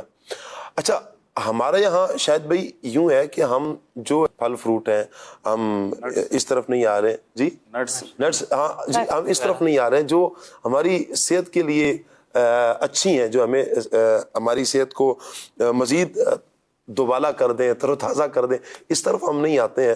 آپ کیا مشورہ دیں گے کہ اس کا بھی کبھی کبھی استعمال کر لینا چاہیے, دسترخوان کا حصہ بنا لینا چاہیے؟ جی, دسترخوان کا حصہ لازمی طور پر ہونا چاہیے. اطباء بھی کہتے ہیں اور قرآن و حدیث کی روشنی میں بھی ملتا ہے کہ قرآن مجید کے اندر بھی پھل فروٹ کا ذکر ہے, اس کے بعد پھر کھانوں کا ذکر ہے. جی, تو اس سے علماء کرام بھی ارشاد فرماتے ہیں اور اطباء بھی یہ کہتے ہیں کہ ہمیں اپنے کھانوں, یعنی جو ہم مین کورس کے طور پر جو غذا لے رہے ہوتے ہیں, تو اس کھانے سے پہلے ہمیں فروٹ وغیرہ لینا چاہیے, کوئی سلاد وغیرہ لینا چاہیے.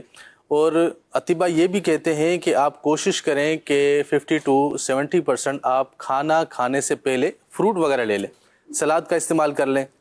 اس سے یہ ہوتا ہے کہ آپ کے پیٹ کو مینٹین کرنے کے لیے, آپ اپنی غذا کو مینٹین کرنے کے لیے جب سلاد فروٹ وغیرہ استعمال کر لیتے ہیں, تو آپ جو مین کورس, جو مین کھانا آپ نے اپنے لیے ڈش پہ منگوائی ہے, تیار کروائی ہے, تو اس کو آپ کم مقدار میں کھائیں گے. تو اس سے یہ فائدہ ہوگا کہ جب آپ کھانا کم مقدار میں کھائیں گے تو اس سے آپ کی صحت بھی اچھی رہے گی.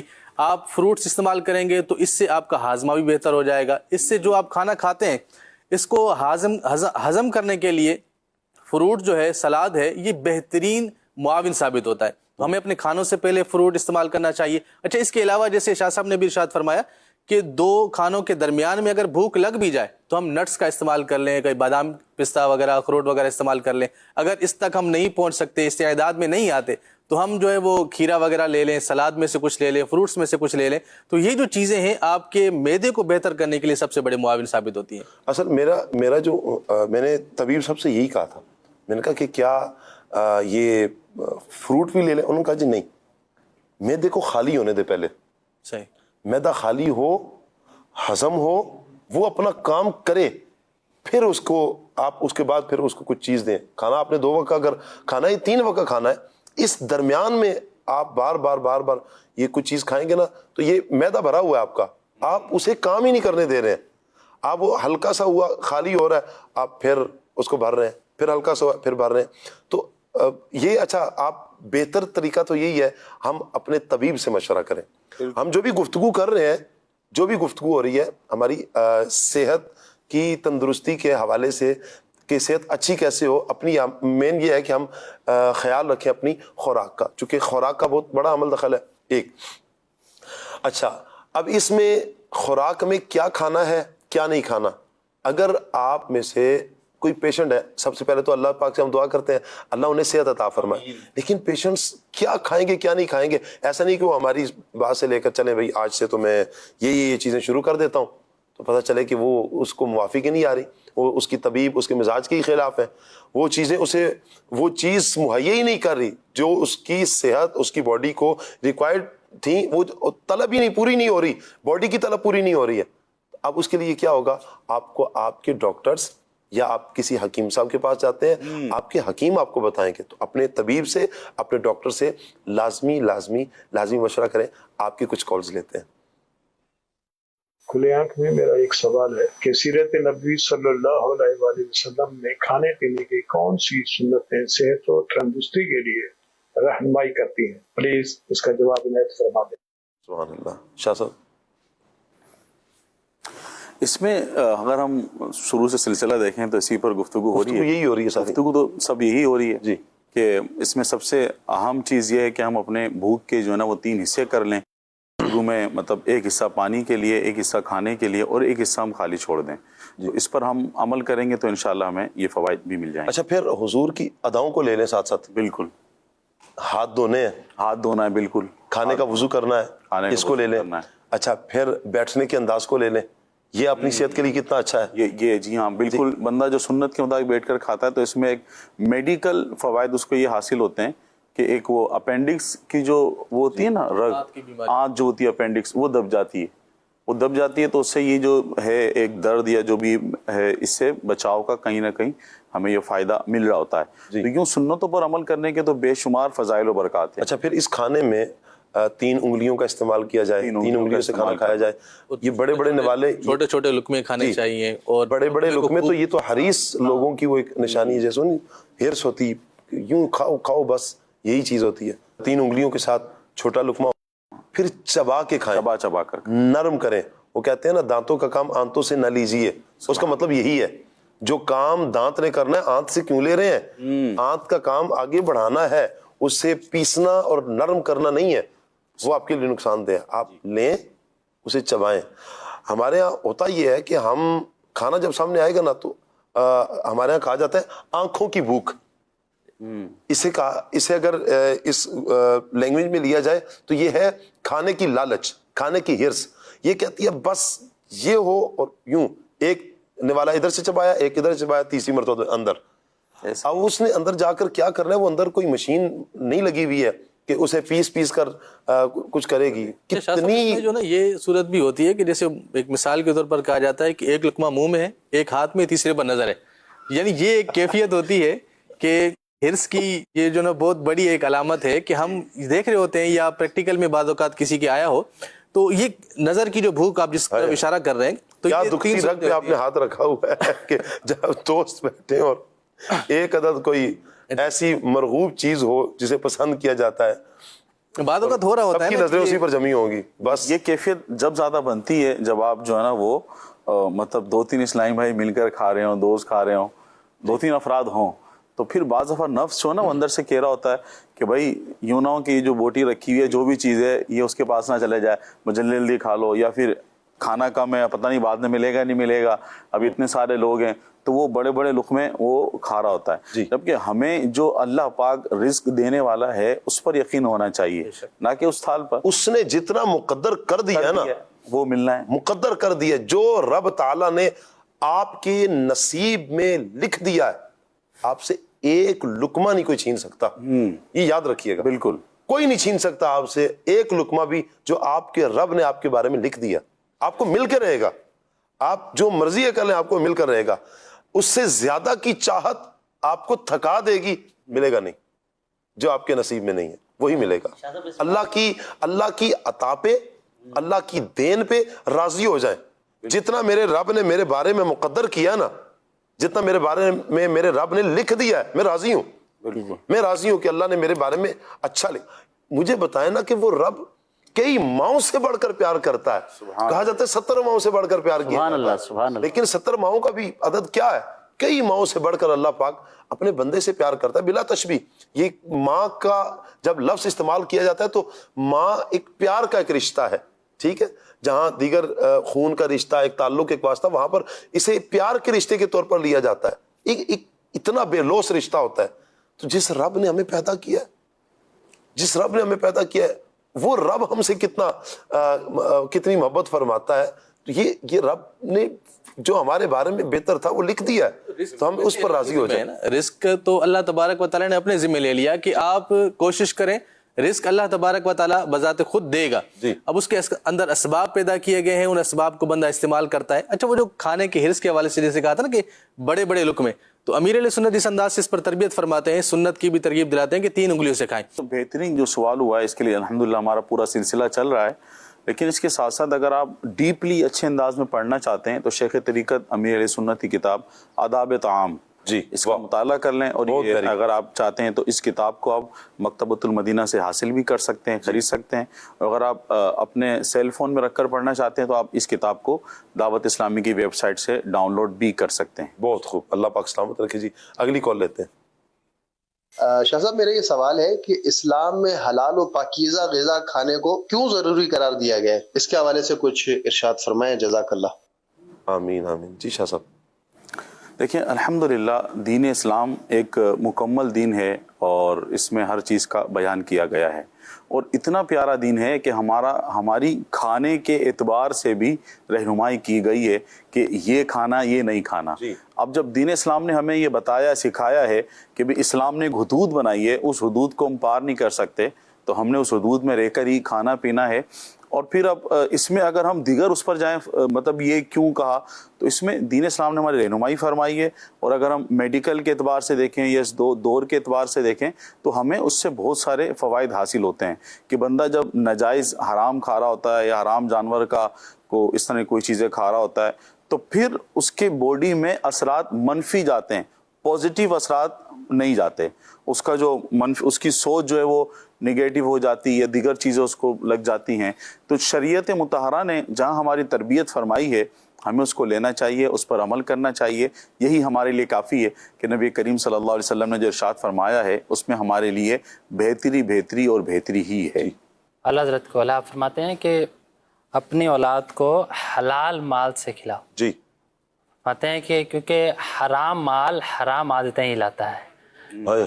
تو اس لیے چاہیے کہ انسان اپنی اولاد کی تربیت پر غور کرے کہ اس نے اپنی اولاد کو پالنا ہے، اس کو رزق کھلانا ہے کما کر، تو یہ خود پر غور کرے کہ وہ اس کو کس طرح کا مال کھلا رہا ہے. اس لیے بندے کو چاہیے کہ اپنی اولاد کے لیے ہمیشہ حلال مال ہی کمائے اور خود بھی کھائے اور اسے بھی کھلائے. کیا بات ہے. چلیں جی نیکسٹ کال لیتے ہیں. شاہ صاحب، میرا نام محمد عاطف ہے. میرا سوال آپ سے یہ کہ نبی کریم صلی اللہ تعالیٰ علیہ وآلہ وسلم نے صفائی اور طہارت کے بارے میں کیا تعلیمات عطا فرمائی ہیں؟ چلیں جی، بہت شکریہ آپ کا. صفائی اور طہارت کے حوالے سے شاہد بھائی کیا میرے آقا صلی اللہ علیہ وآلہ وسلم کی تعلیمات ہیں؟ ہمارا جیسے آج کا موضوع ہے صحت اور تندرستی، تو اس کے آداب میں بھی صفائی ستھرائی کا بھی ذکر ہوا، بیان کیا گیا. اور چونکہ سوال بھی آیا ہے کہ صفائی جو ہے وہ نصف ایمان ہے، تو صفائی کسی بھی زاویے سے لیں، اگر کھانے کے آداب کے متعلق ہو تو اس میں بھی بہت ضروری ہے. اس طریقے سے اگر رہن سہن کے بارے میں ہو تو بھی ضروری ہے. کسی بھی شعبہ زندگی کے اندر ہم صفائی ستھرائی کے موضوع کو لیں تو ہمیں ضروری ہے کہ ہم اس حدیث مبارکہ کو پیش نظر رکھتے ہوئے اپنے تمام تر معاملات کو بہتر انداز سے گزار سکتے ہیں. اور چونکہ یہ اس کو ایمان کا آدھا حصہ کہا گیا تو یقیناً اس میں بے شمار برکتیں بھی ہیں. کھانے کے آداب میں بھی جیسے بیان کیا گیا کہ کھانے سے پہلے وضو کرنا، کھانے کے بعد وضو کرنا. حدیث مبارکہ میں آیا کہ اگر کوئی شخص کھانا کھانے کے بعد ہاتھ نہ دھوئے اور اس کو کوئی تکلیف پہنچے تو وہ پھر اپنے آپ کو ملامت کرے، کیونکہ آداب زندگی کے اندر تو اس کو بیان کیا گیا کہ صفائی ستھرائی کا خاص خیال رکھنا ہے. کھانے سے پہلے بھی ہاتھ دھونے ہیں، کھانے کے بعد بھی ہاتھ دھونے. کھانے سے پہلے یہ ضروری ہے کہ بندہ بہت سارے معاملات زندگی کے اندر اپنے ہاتھوں کو استعمال کرتا ہے، تو ہو سکتا ہے کوئی ایسی چیز اس کے ہاتھ کو لگی ہو جس کو اس کو ضرر پہنچتا ہو. تو ہمیں چاہیے کہ ہم زندگی کے ہر شعبے کے اندر اپنی صفائی اور ستھرائی کا خاص خیال رکھیں. صفائی میں تو سبھی چیزوں کی صفائی آ جائے گی. آپ اپنے کپڑے کو دیکھیں، کپڑوں کو ہے، اپنے ہاتھ ہیں، اپنے ناخن ہیں، اپنے دانت ہیں، اپنے بال ہیں. داڑھی شریف رکھی ہے تو داڑھی شریف اس کا اکرام ہے، زلفوں کا اکرام ہے، لباس کا یعنی بدن کا بھی ایک اکرام ہے. نبی پاک علیہ السلام کے پاس ایک شخص آیا، اس نے پھٹے پرانے کپڑے یا اس انداز کے کپڑے پہنے ہوئے ہیں. حضور نے فرمایا کہ کیا ہو گیا کہ تمہارے پاس ایسا کپڑا نہیں ہے کہ جو تم یوں پہن سکو. یعنی ان کو صاف کپڑے پہننے کی، اچھے کپڑے پہننے کی تلقین کی گئی. ایک شخص آیا جن کے بال بکھرے ہوئے تھے. حضور نے فرمایا کیا یہ ایسا کچھ نہیں پاتے جن سے یہ بالوں کو سنوار سکتے، یعنی کہ کنگھی کر سکتے. اور پھر اپنے زلفوں کا اکرام بیان کیا گیا، بالوں کا بھی اکرام بیان کیا گیا. تو نبی پاک علیہ الصلوۃ والسلام نے کتنا اس کا ارشاد فرمایا. اور دیکھیں قرآن پاک کی اگر ہم آیات بینات کو ہی پڑھتے ہیں تو اللہ تبارک و تعالیٰ فرماتا ہے ان اللہ یحب التوابین و یحب المتطہرین، کہ اللہ توبہ کرنے والوں کو پسند کرتا ہے اور صاف ستھرا رہنے والوں کو رب پسند کرتا ہے. یعنی اللہ کے وہ بندے ہی پسندیدہ ہیں جو صفائی کا خیال رکھتے ہیں. صفائی ستھرائی رکھنے والا، صاف ستھرا رہنے والا صحت مند، یہ صحت مندی کی علامت ہے. جی ہاں، یہ صحت مندی کی علامت ہے. جو بندہ صاف ستھرا رہتا ہے وہ صحت مند رہتا ہے. بیماریاں کس بندے کو آ کر حملہ کرتی ہیں؟ یعنی اگر بندہ ہی صفائی ستھرائی کا خیال نہیں رکھ رہا، اچھی چیز کا خیال نہیں رکھ رہا، کھانا لے رہا ہے تو لے رہا ہے، خراب لے رہا ہے تو خراب لے رہا ہے، سونے کا لحاظ نہیں رکھ رہا، کپڑوں کا خیال نہیں رکھ رہا، دانتوں کی صفائی نہیں کر رہا، اچھا بالوں کو صاف نہیں کر رہا، کپڑے میلے، سب کچھ، مطلب صفائی سے بالکل دل چرایا ہوا ہے. گھر میں بیٹھا ہے تو گھر خراب، بائک ہے تو گاڑیاں ہیں تو جس چیز پر جہاں جا رہا ہے تو حال بے حال ہے. اس سے تو جراثیموں نے آ کے حملہ کیا ہوا ہے، جکڑا ہوا ہے جراثیم نے. تو اس سے کیا ہوگا کہ فوراً بیماری اس پر حملہ کرے گی. جبکہ صاف ستھرا افراد جو ہوتے ہیں، جو نفاست پسند افراد ہوتے ہیں، وہ خود بھی نفیس ہوتے ہیں اور اپنی ہر چیز کو وہ نفیس کرتے ہیں. ان کا آپ گھر دیکھیں، صاف ستھرا ہوگا، جہاں وہ رہتے ہیں وہاں صاف ستھرے، ان کی گاڑی ہوگی صاف ستھری ہوگی، اچھا ان کے شوز ہوں گے صاف ستھرے ہوں گے، ان کے ساکس ہوں گے صاف ستھرے ہوں گے، ان کی دیگر لباس ہوگا صاف ستھرا ہوگا. اگر امامہ پہنتے ہیں، ٹوپی رکھتے ہیں، یہ صاف ستھری چیزیں دھلی ہوں گی، صاف ستھری ہوں گی. صفائی اسلام کو مطلوب ہے. اور صفائی کو جیسے حدیث پاک بھی سنیں نا، الطہور شطر الایمان، صفائی کو ایمان کا حصہ قرار دیا گیا. یہ صفائی ایمان کا حصہ ہے. اللہ کرے کہ یہ بات ہم سمجھ لیں، یہ صفائی ہماری صحت کے لیے بہت اچھی ہے. اگر صحت مند رہنا چاہتے ہیں تو صفائی کا اہتمام کریں. اگلی کال لیتے ہیں. محمد محسن قریشی، ڈیرہ اسماعیل خان سے عرض گزار ہوں. آج پروگرام میں میری نعت خوان اسلامی بھائی سے یہ گزارش ہے کہ مجھے یہ کلام سنا دیں. ذرے ذرے پہ چھایا ہوا نور ہے، میرے میٹھے مدینے کی کیا بات ہے. کیا بات ہے جی، آپ کی اللہ آپ کو سلامت رکھے. نیکسٹ کال دیجیے. شہباز قادری، کوئی مدینے کی یاد میں نعت سنا دیں. کیا بات ہے جی، خوش رہیں، آباد رہیں، اللہ آپ کو جلد مدینہ دکھائے. ایک اور کال لیتے ہیں. میری ایک فرمائش ہے ناظمہ اسلامی بھائی سے کہ یہ کلام سنا دیں، در نبی پر پڑھا رہوں گا. واہ. اگلے کالر ہمیں کیا کہہ رہے ہیں؟ میرا نام محمد اکرام ہے، میں ملتان سے بات کر رہا ہوں. آپ کا پروگرام کھلے آنکھ صلی اللہ بہت اچھا ہے، روزانہ دیکھتا ہوں، بہت اچھا لگتا ہے. مجھے ایک کلام سنا دیں، میں مدینہ چلا. کیا بات ہے، بہت پیارے کلام کی فرمائش کی آپ نے، اللہ سلامت رکھے آپ کو. ایک اور کال لیتے ہیں. صبح طیبہ میں ہوئی بڑھتا ہے باڑا نور کا. جزاک اللہ خیر. آمین آمین آمین و ایاک.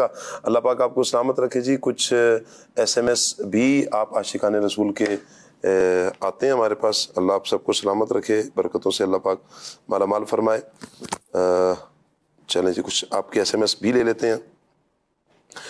اچھا جی، نعت خواں اسلام بھائی سے عرض ہے کہ جی پنجابی کلام کوئی سنا دیں جی. اچھا جی، کیا مہکتے ہیں مہکنے والے، اس کلام کی بھی فرمائش آئی ہے جی، اللہ پاک آپ کو سلامت رکھے۔ امیر سنت کی منقبت تنہا چلا تو ساتھ تیرے ہو گیا جہاں، اس کلام کی بھی فرمائش آئی ہے۔ اچھا جی، بڑی امید ہے سرکار قدموں میں بلائیں گے، اس کلام کی بھی فرمائش ہے جی، اللہ پاک سب کو سلامت رکھے، عاشقان رسول کو ٹھیک ہو گیا جی۔ میری الفت مدینے سے یوں ہی نہیں۔ اس سے پہلے کہ ہم محفوظ بھائی کی طرف بڑھیں اور ان سے کچھ کلام سنیں، ہمارا ایک سیگمنٹ ہوتا ہے آج کی زیارت، بڑھتے ہیں سیگمنٹ کی طرف، آج کی زیارت۔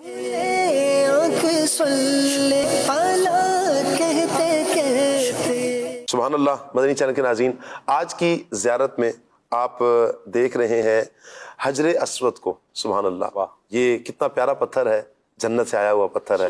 سبحان اللہ، یہ وہ پیارا پتھر ہے جسے میرے آقا نے چوما ہے۔ اللہ اکبر، یہ وہ پیارا پتھر ہے جسے صحابہ کرام نے چوما ہے۔ سبحان اللہ، قربان جائیں اس پتھر پر۔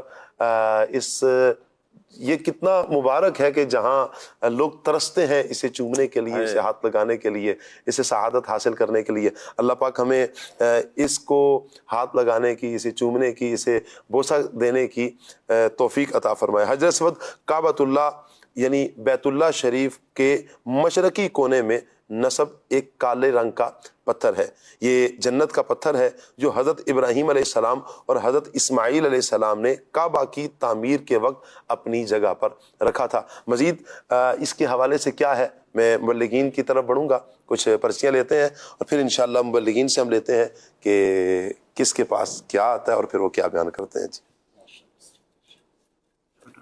جی دیکھتے ہیں جی، باپو کے پاس کن کا نام آتا ہے؟ شاہ صاحب کے پاس، بلکہ دونوں ہی شاہ صاحب ایک ساتھ بیٹھے ہیں۔ چلیں جی، رضوان شاہ صاحب آپ بھی لیں جی، کن کے پاس کیا نام ہے جی؟ جی شاہد بھائی، آپ کے پاس پرچی میں کن کا نام ہے، نام کن کا آیا جی؟ سید غلام الیاس۔ غلام الیاس بھائی، کیا بات ہے، غلام الیاس بھائی کے پاس کن کا نام ہے؟ سید رضوان۔ سید رضوان، ماشاء اللہ جی۔ رضوان شاہ صاحب کے پاس شاہد مدنی۔ شاہد بھائی، ٹھیک ہو گیا جی۔ اب پرچی پر نمبر بھی ہوگا 1 2 3، ایک سید رضوان۔ سید رضوان جی، شاہ صاحب سے لیتے ہیں پھر۔ شروع میں حجر اسود کا رنگ بہت سفید تھا، بعد میں سیاہ ہو گیا، جیسا کہ نبی کریم صلی اللہ علیہ وآلہ وسلم نے ارشاد فرمایا، حجر اسود اور مقام ابراہیم جنت کے یاقوت میں سے 2 یاقوت ہیں جن کا نور اللہ پاک نے مٹا دیا۔ اگر وہ ایسا نہ کرتا تو مشرق و مغرب کے درمیان سب کچھ روشن ہو جاتا۔ اللہ اکبر۔ اور ارشاد فرمایا، حجر اسود جنت سے اترا اور یہ دودھ سے زیادہ سفید تھا، پھر اسے بنو آدم کی خطاؤں نے سیاہ کر دیا۔ اللہ اکبر جی، شاہد بھائی کی طرف بڑھتے ہیں جی۔ حجر اسود کے بارے میں حضرت سیدنا عبداللہ ابن عباس رضی اللہ تعالی عنہما کہتے ہیں کہ رسول خدا صلی اللہ تعالی علیہ وسلم نے حجر اسود کے بارے میں ارشاد فرمایا، اللہ کی قسم اسے قیامت کے دن اس حال میں اٹھایا جائے گا کہ اس کی 2 آنکھیں ہوں گی جس سے یہ دیکھے گا، ایک زبان ہوگی جس سے یہ بولے گا، اور یہ اس شخص کے ایمان کی گواہی دے گا جس نے حق کے ساتھ یعنی ایمان اور اجر کی نیت سے اس کا استلام کیا ہوگا۔ کیا بات ہے، سبحان اللہ، سبحان اللہ۔ اللہ وہاں جا کر اس کا استلام کرنے کی، اسے چومنے کی ہمیں توفیق عطا فرمائے۔ جی شاہ صاحب۔ سبحان اللہ، میں بڑی یہاں پر ایک بات یہاں پر بتانا چاہوں گا جو ہم نے بات شروع میں بھی کی تھی جی، کہ صحابہ کرام کا یہ انداز رہا ہے کہ نبی کریم صلی اللہ علیہ وسلم نے جو چیزیں اپنائی، جس طرح آپ نے کچھ کام کیا تو صحابہ کرام رضی اللہ عنہم کی کوشش ہوتی تھی کہ وہ بھی وہ انداز اپنائیں۔ تو حجر اسود کے تعلق سے یہ بات یہاں پر میں بتانا چاہوں گا، حضرت عمر فاروق اعظم رضی اللہ تعالیٰ عنہ نے حجر اسود کا بوسہ دیا، اسے دیکھا اور فرمایا کہ میں جانتا ہوں کہ نہ تو نفع دے سکتا ہے نہ نقصان، لیکن میں نے تجھے اس لیے چوما کہ میں نے نبی کریم صلی اللہ علیہ وسلم کو تمہیں بوسہ دیتے ہوئے دیکھا تھا۔ کیا بات۔ اب جو صحابہ کا انداز تھا نا کہ نبی کریم صلی اللہ علیہ وسلم جس طرح آپ کچھ کام کیا کرتے تھے، صحابہ اس کو فالو کرتے تھے، تو اب یہ حجر اسود کے تعلق سے تھا۔ تو یہاں پر میں کچھ اور باتیں بھی عرض کروں گا کہ اللہ پاک سب کو حج و عمرہ کی سعادت نصیب فرمائے، خانہ کعبہ کے طواف کرنے کی توفیق عطا فرمائے۔ آمین۔ حجر اسود سے ہی جب ہم طواف شروع کرتے ہیں تو طواف کے جو 7 چکر ہیں اس کی ابتدا حجر اسود سے ہی ہوتی ہے اور حجر اسود پر ہی طواف ختم ہوتا ہے. صحیح، بہت شکریہ آپ کا. ہمارا سیگمنٹ مکمل ہوا. آئیے مدنی چینل کے ناظرین کلام کی طرف بڑھتے ہیں. ہمارے پاس ایک ریکارڈڈ کلام ہے، کلام لیتے ہیں. ريح الصبا يوما إلى أرض الحرم بلغ سلامي روضة فيها النبي المحترم باد صبا تیرا گزر سوئے حرم باد صبا تیرا گزر ہو جائے جب سوئے حرم میرا سلام کہنا انہیں میرا سلام کہنا انہیں جو ہے نبی محترم إن نلت يا ريح الصبا يوما إلى أرض الحرم بلغ سلامي روضة فيها النبي المحترم من وجهه شمس الضحى من خده بدر الدجى من وجهه شمس الضحى من خده بدر الدجى من ذاته نور الهدى من كفه بحر الهمم من ذاته نور الهدى من كفه بحر الهمم جن کا ہے رخ مہر مبین رخسار ہے ماہ تمام جن کا ہے رخ رخسار ہے ماہ تمام جن کی ہے ذات نور ہدا دست عطا بحر کرم جن کی ہے ذات نور ہدا دست عطا بحر کرم إن نلت يا ريح الصبا يوما إلى أرض الحرم بلغ سلامي روضة فيها النبي المحترم يا رحمة للعالمين أنت شفيع المذنبين يا رحمة للعالمين أنت شفيع المذنبين أكرم لنا يوم الحزين فضلا وجودا والكرم أكرم لنا يوم الحزين فضلا وجودا والكرم اے رحمت کل عالمی تم ہو شفیع مذنبین اے رحمت کل عالمی تم ہو شفیع مذنبین محشر کے دن سایہ فگن ہم پر بھی ہو ابر کرم. محشر کے دن سایہ فگن ہم پر بھی ہو ابر کرم. ان التیا ریح الصبا یوما الى ارض الحرم بلغ سلامی روضة فيها النبي المحترم. يا رحمة للعالمين أدرك لي زين العابدين.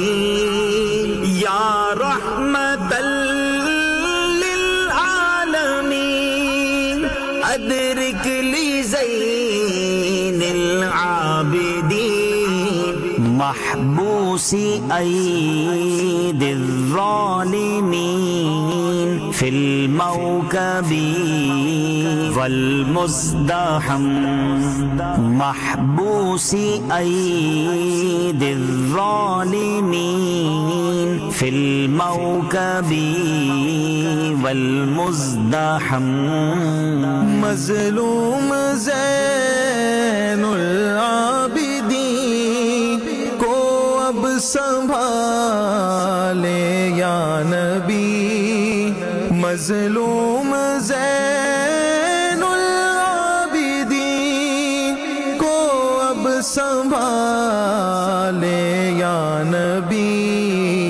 وہ ظالموں کی بھیڑ میں ہے مبتلا قید و غم.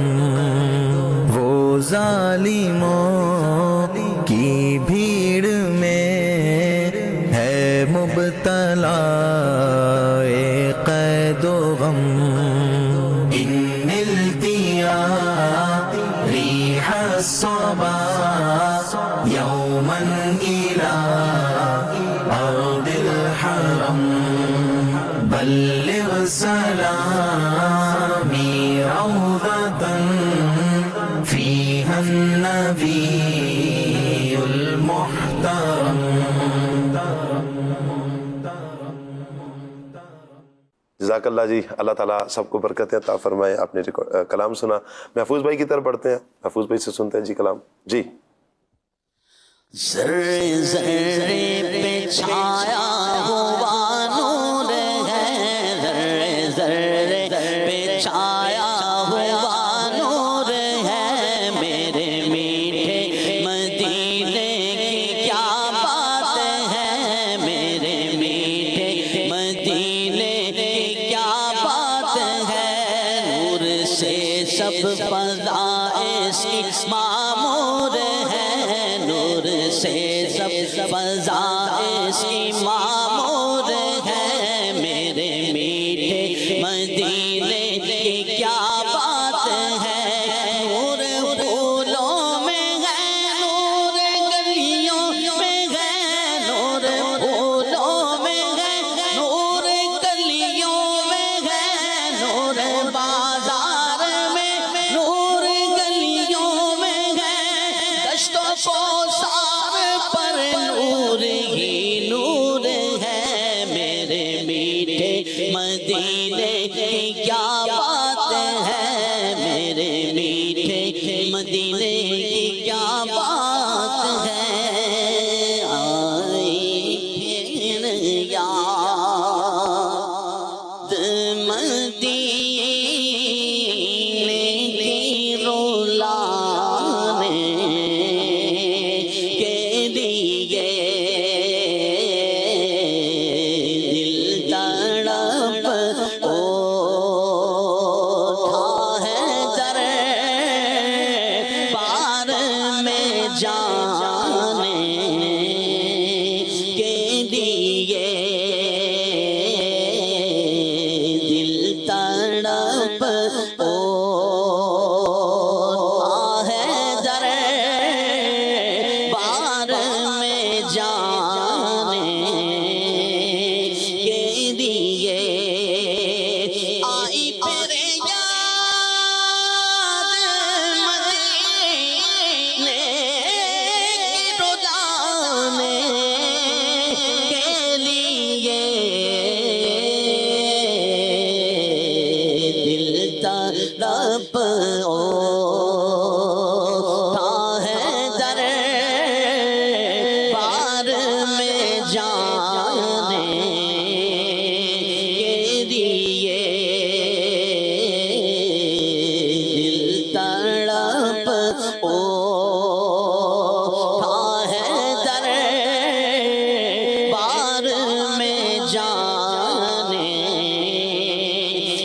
لیے کاش میں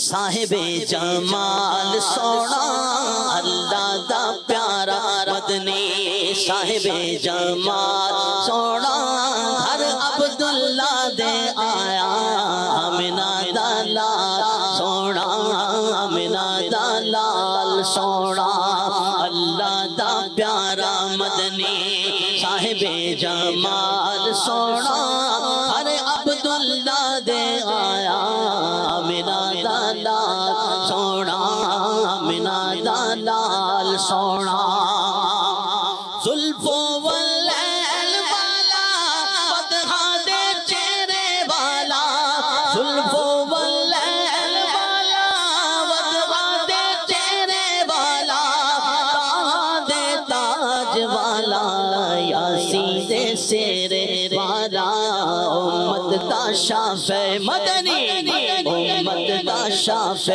مدنی ہے لجپال سونا ہر عبداللہ دے آیا آمنہ دا لال سونا آمنہ دا لال سونا اللہ دا پیارا مدنی صاحب جمال سونا ہر عبداللہ دے آیا آمنہ دا لال سونا آمنہ دا لال سونا زلف واللیل دیا قسماں قرآن وچ زلف واللیل دیا قسماں قرآن وچ رب دا قرآن سارا مدنی دی شان وچ خود بھی سلواتا پڑھدا رب ذوالجلال سونا ہر عبداللہ دے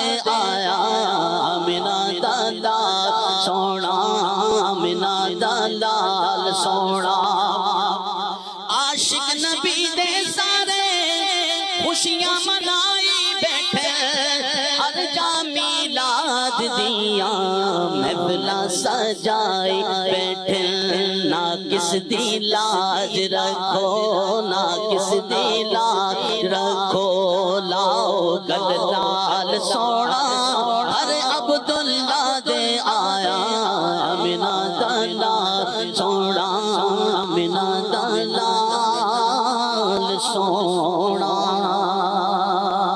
مسلک تو امام ہے نیاز قادری مسلک کا تو امام ہے نیاز قادری مسلک کا تو امام ہے نیاز قادری ہم مسلک کا تو امام ہے ہم مسلک کا تو امام ہے نیاز قادری تدبیر تیرے دام ہے نیاز قادری تدبیر تیرے دام ہے الیاس قادری माशाल्लाह महफूज भाई ने बड़े प्यारे अंदाज में कलाम लिया है। अल्लाह पाक हमें कलाम सुनने की, यानी यूं कहें कि ज़िक्र मुस्तफ़ा सुनने की आदत अपनाने की अल्लाह पाक तौफीक अता फरमा दे। ये रूह की ग़ज़ाओं में से ये भी ग़िज़ा है ज़िक्र मुस्तफ़ा सल्लल्लाहु अलैहि वसल्लम। अल्लाह ये ज़िक्र करते रहने की हमें तौफीक अता फरमाए। क्या खूब शेर कहा है ना कि आका की सनाखानी दरअसल में इबादत है, हम नात की सूरत में कुरान सुनाते हैं। क्या बात है, क्या बात है, सुभान अल्लाह, सुभान अल्लाह। टॉपिक की तरफ आते हैं। टॉपिक है हमारा सेहत व तंदुरुस्ती। शाह साहब, मैं ये चाहूँगा रिजवान शाह साहब कि रोज़ाना की बुनियाद पर वॉक करना, वर्जिश करना, ये इंसान की तबीयत के लिए, सेहत के लिए किस हद तक ज़रूरी है? हम ये समझते हैं कि शायद नहीं चल पाएंगे या वॉक नहीं करेंगे तो ठीक है भाई, चल रहा है, तो ये क्या ज़रूरी है तो किस हद तक ज़रूरी है? इस हवाले से क्या फरमाते हैं आप? देखिए, इंसान को सेहतमंद रहने के लिए रोज़ाना की बेस पर यानी रोज़ाना की बुनियाद पर उसको वॉक करनी चाहिए। जी। अमीर अहले सुन्नत इस हवाले से भी तरबियत फरमाते हैं। जी, वाह। मदनी मुज़ाकरे में आपने एक से ज़ायद बार मुझे सुनना याद है, आप ये फरमाते हैं कि रोज़ाना जो है वो पौन घंटा यानी 45 मिनट्स जो है वो आप रोज़ाना वॉक करें। अब फिर आपने इस पर और तरबियत फरमाई, आपने कहा कि 15 मिनट नॉर्मल चले, फिर 15 मिनट जो है वो आप तेज़ चले, फिर 15 मिनट जो है वो आप आहिस्ता चले, यानी कि कम स्पीड से चले। अब इससे क्या होगा कि इससे जो है वो आपने जो खाना वगैरह खाया होगा, इससे जो है वो उसको हज़म होने में आसानी होगी और भी इसके बहुत सारे फ़वाइद जो है वो मिलते हैं। अगर अतिबा को देखें, डॉक्टर्स को भी देखें, तो वो भी यही कहते हैं कि आप जो है वो खाना खाने के बाद वॉक करें। तो ये वॉक करना जो है वो, इससे आपका जो है वो डाइजेस्टिव सिस्टम जो है ये अच्छा होगा और खाना जो है ये जल्द हजम हो जाएगा। इसलिए हमें रोज़ाना वॉक की आदत बनानी चाहिए। तो वॉक करेंगे तो इंशाल्लाह सेहत भी अच्छी रहेगी। अच्छा, वॉक करने का एक और फ़ायदा शाह साहब ये भी है कि अगर डिप्रेशन का कोई शिकार है ना जी, और तरह तरह के ख़यालात में पलता है। अच्छा, बाज़ अफराद, ये मेरी बात को आप एग्री करेंगे, एक तादाद होगी मदनी चैनल के नाज़रीन, बिलखुसूस ख़वातीन में ये ऐसे कैफियत होती हैं, कभी कभी ये जहन में आता है कि बहुत ज़्यादा रोने को दिल करता है। अच्छा, या मर्दों में भी होता है। तो अच्छा, इसके लिए कभी होता है कि भाग जाऊं, मैं ये कर लूं, वो कर लूं, बस अजीब सी एक कैफियत होती है। इसकी बहुत बड़ी एक वजह यह है कि बंदा ना स्ट्रेस ले रहा होता है, थकन है ना, थकन हो रही है, बंदा कहीं रह कर ना एक जैसे माहौल में रह कर वो यूं कैफियत में आ जाता है। इसके लिए कोई इस तरह का मामूल बनाया जाए, चहलकदमी। इस्लामी बहनें पर्दे के अंदर, घर के अंदर ही अगर वो थोड़ी चहलकदमी की आदत बना लेंगी, चूँकि अब हमारे यहाँ वो काम नहीं होते जो ख़वातीन कुछ माजी की तरफ चले जाएं, जो काम काज किया करती थी, कितना हार्ड वर्क होता था उनका, यानी घर के अंदर भी बड़ा हार्ड वर्क होता था। मिसाल जात तो आप तो बाज़ार से 150 का मिल जाता है, पहले वो कूट के बनाया जाता। आप खुद सोचे, जो सुबह से शाम तक अगर या कुछ टाइम तक भी थोड़ा सा वो कूटे, उसके पट्टे कितने मजबूत हो जाएंगे। अब ये इस मुसलसल हरकत के साथ उसका दिल कितना मजबूत होगा। पंपिंग हो रही है ना, दिल को पंपिंग हो रही है और इससे दिल मजबूत है, आसाब मजबूत है। फिर चलना फिरना होता था, जानवरों के साथ भी ख़वातीन लगी रहती थी, उन्हें चारा डालना है, उनका दूध दोना वगैरह है, तो इससे ये होता था। तो कम से कम इतना है कि कुछ देर अपने घर के अंदर ही, पर्दे के अंदर, ये मामूल चलने का बना लिया जाए। मर्दों के लिए ये ज़रूरी है कि बसावकत आप मर्द हजरात भी गौर करें कि ऐसे ख़यालात आते होंगे, छोड़ दूँ सब कुछ, फेंक दूँ सब कुछ, इधर भाग जाऊँ, बात करने को दिल नहीं कर रहा, चिड़चिड़ापन आ रहा है। इस माहौल से निकलने के लिए, इस तबीयत से निकलने के लिए आप रोज़ाना की बुनियाद पर वॉक करें। जब बिल्कुल फ्री होंगे ना, आप बिल्कुल फ्री होंगे, कुछ काम भी नहीं कर रहे, सुस्ती और काहली का शिकार है, फिर ये वाली कैफियत आपके साथ बन जाएगी। तो आप इस तरफ आ जाएं और फिर जिस तरह माशाल्लाह रिजवान शाह साहब ने एक तरीका भी बताया कि 15 मिनट पहले नॉर्मल चलें, फिर 15 मिनट तेज़ कदमों के साथ चलें, फिर 15 मिनट नॉर्मल कदमों के साथ चलें, दरमियानी चाल के साथ चलें। तो इससे अल्लाह ने चाहा तो ये फ़ायदा होगा, खाना हज़म भी होगा, डिप्रेशन, शुगर और बहुत सारी यूँ कहें कि बीमारियों को यही आपकी वक्त ख़त्म कर देगी। कई एक बीमारियाँ, डॉक्टर अतिबा आप जब अपने कुछ मसाइल लेकर जाएंगे तो आपको واک کا ہی کہیں گے، ایکسرسائز کا کہیں گے، جمپنگ کا کہیں گے، تیز دوڑنے کا کہیں گے، شاید اس طرح کے مشورے دیں، لیکن بہر صورت آپ اپنے ڈاکٹر سے، اپنے طبیب سے لازمی مشورہ کریں۔ میں چاہوں گا کہ میں اس طرف اختتام کی طرف ہم چونکہ بڑھ رہے ہیں، اختتام کی طرف لیتے ہوئے اس پر ہم کچھ گفتگو کر لیں کہ کیا اپنی صحت کو اچھا رکھنے کے لیے نیند صحیح کرنا ضروری ہے؟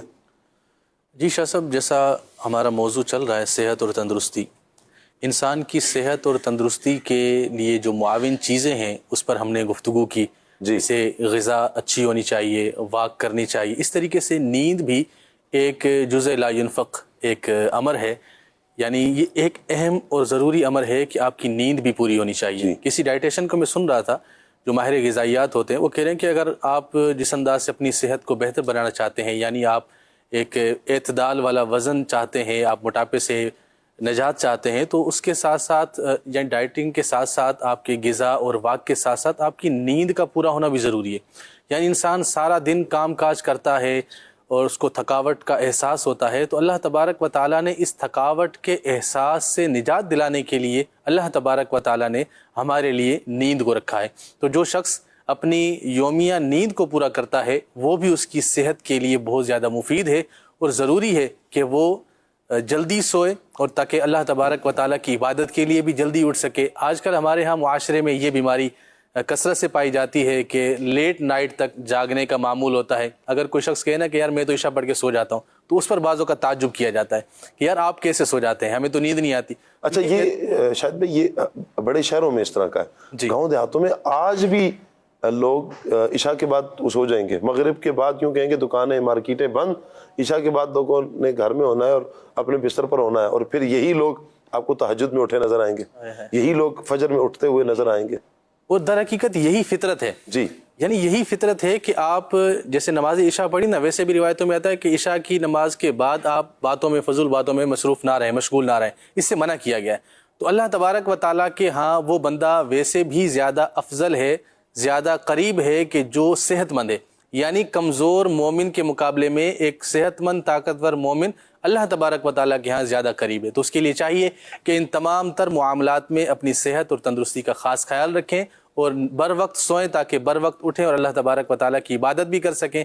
جلدی سوئیں گے تو نماز فجر کے لیے بھی آپ بآسانی اٹھ سکتے ہیں۔ اللہ پاک فرماتا ہے وَمِن رَحْمَتِهِ جَعَلَ لَكُمُ اللَّيْلَ وَالنَّهَارَ لِتَسْكُنُوا فِيهِ وَلِتَبْتَغُوا مِن فَضْلِهِ وَلَعَلَّكُمْ تَشْكُرُونَ۔ میرا رب کہتا ہے اور اس نے اپنی مہر یعنی رحمت سے تمہارے لیے رات اور دن بنائے کہ رات میں آرام کرو اور دن میں اس کا فضل ڈھونڈو، یعنی کسب معاش کرو، اور اس لیے کہ تم حق مانو۔ یعنی رات بنی ہی کس لیے؟ آرام کرنے کے لیے۔ رات میں آرام، دن میں کام، رات میں آرام۔ جب یہ فطرت پر آپ آ جائیں گے، جیسے ہمارے شاہد بھائی بتا رہے ہیں کہ یہ فطرت ہے، رات آرام کے لیے ہے اور دن کام کے لیے، اسے تبدیل کر دیں گے، الٹ پلٹ کر دیں گے، ڈسٹرب ہو جائیں گے۔ تو بہت سارے افراد یوں ڈسٹرب بھی رہتے ہیں۔ اچھا، اس کا نقصان کیا ہوتا ہے؟ نقصان یہ ہوتا ہے کہ آپ کی اگر نیند پوری نہیں ہے، آپ کا سب سے پہلا اٹیک نیند نہ پوری ہونے کی وجہ سے گلے پر ہوگا، آپ کا گلا متاثر ہے، آپ کا معدہ متاثر ہے، اچھا آپ کی طبیعت میں چڑچڑاپن ہے۔ اچھا، جب معدہ متاثر ہے تو معدہ جب متاثر ہوگا تو بہت سی بیماریاں ویسی ساتھ آ جائیں گی۔ صرف ایک نیند پوری نہ ہونا، بسا اوقات پھر یہ اتنی کم کرتے کرتے کرتے یہاں تک لے آتے ہیں۔ ابھی جوانی میں تو احساس نہیں ہو رہا تھا، میں تو سوتا ہی نہیں ہوں بھائی، میں تو جاگتا رہتا ہوں اور میری تو بہت کم نیند ہے۔ اپنی جتنی طبیعت ہے نا، جتنی انسان کو ایک نارمل بندے کو نیند درکار ہے، جتنی کرنی چاہیے، آج نہیں کر رہے تو کل آگے چل کر بڑھاپے میں بڑی آزمائشوں کا سامنا ہو سکتا ہے۔ اپنی صحت کی فکر کریں، آپ نہیں کریں گے کوئی نہیں کرے گا۔ اللہ پاک ہمیں عمل کی توفیق عطا فرمائے۔ سبحانک اللہم و بحمدک اشہد ان لا الہ الا انت استغفرک و اتوب الیک۔ بڑھتے ہیں صلاۃ والسلام کی طرف۔ یا شفیع الورا سلام علیک یا نبی الہدی سلام علیک خاتم الانبیاء سلام علیک سید الانبیاء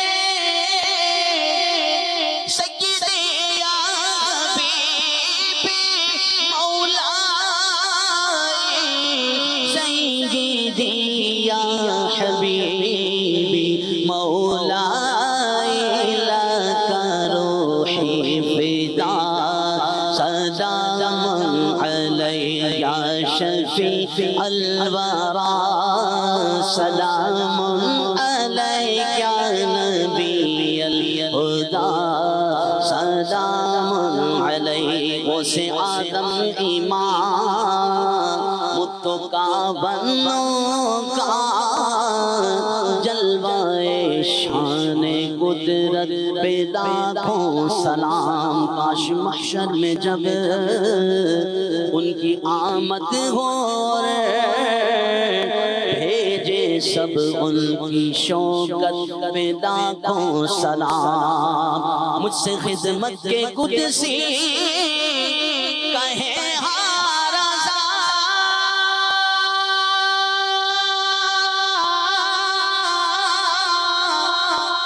مجھ سے خدمت کے قدسی کہیں ہاں رضا. مجھ سے خدمت کے قدسی کہیں ہاں رضا. مصطفیٰ جان رحمت پہ لاکھوں سلام. مصطفیٰ جان رحمت پہ لاکھوں سلام. شمع بز میں ہدایت پہ لاکھوں سلام. مصطفیٰ جان رحمت پہ لاکھوں سلام. شمع بز میں ہدایت پہ لاکھوں سلام. کھلے آنکھ صلی اللہ کہتے کہتے کھلے آنکھ صلی اللہ کہتے کہتے کھلے آنکھ صلی اللہ کہتے کہتے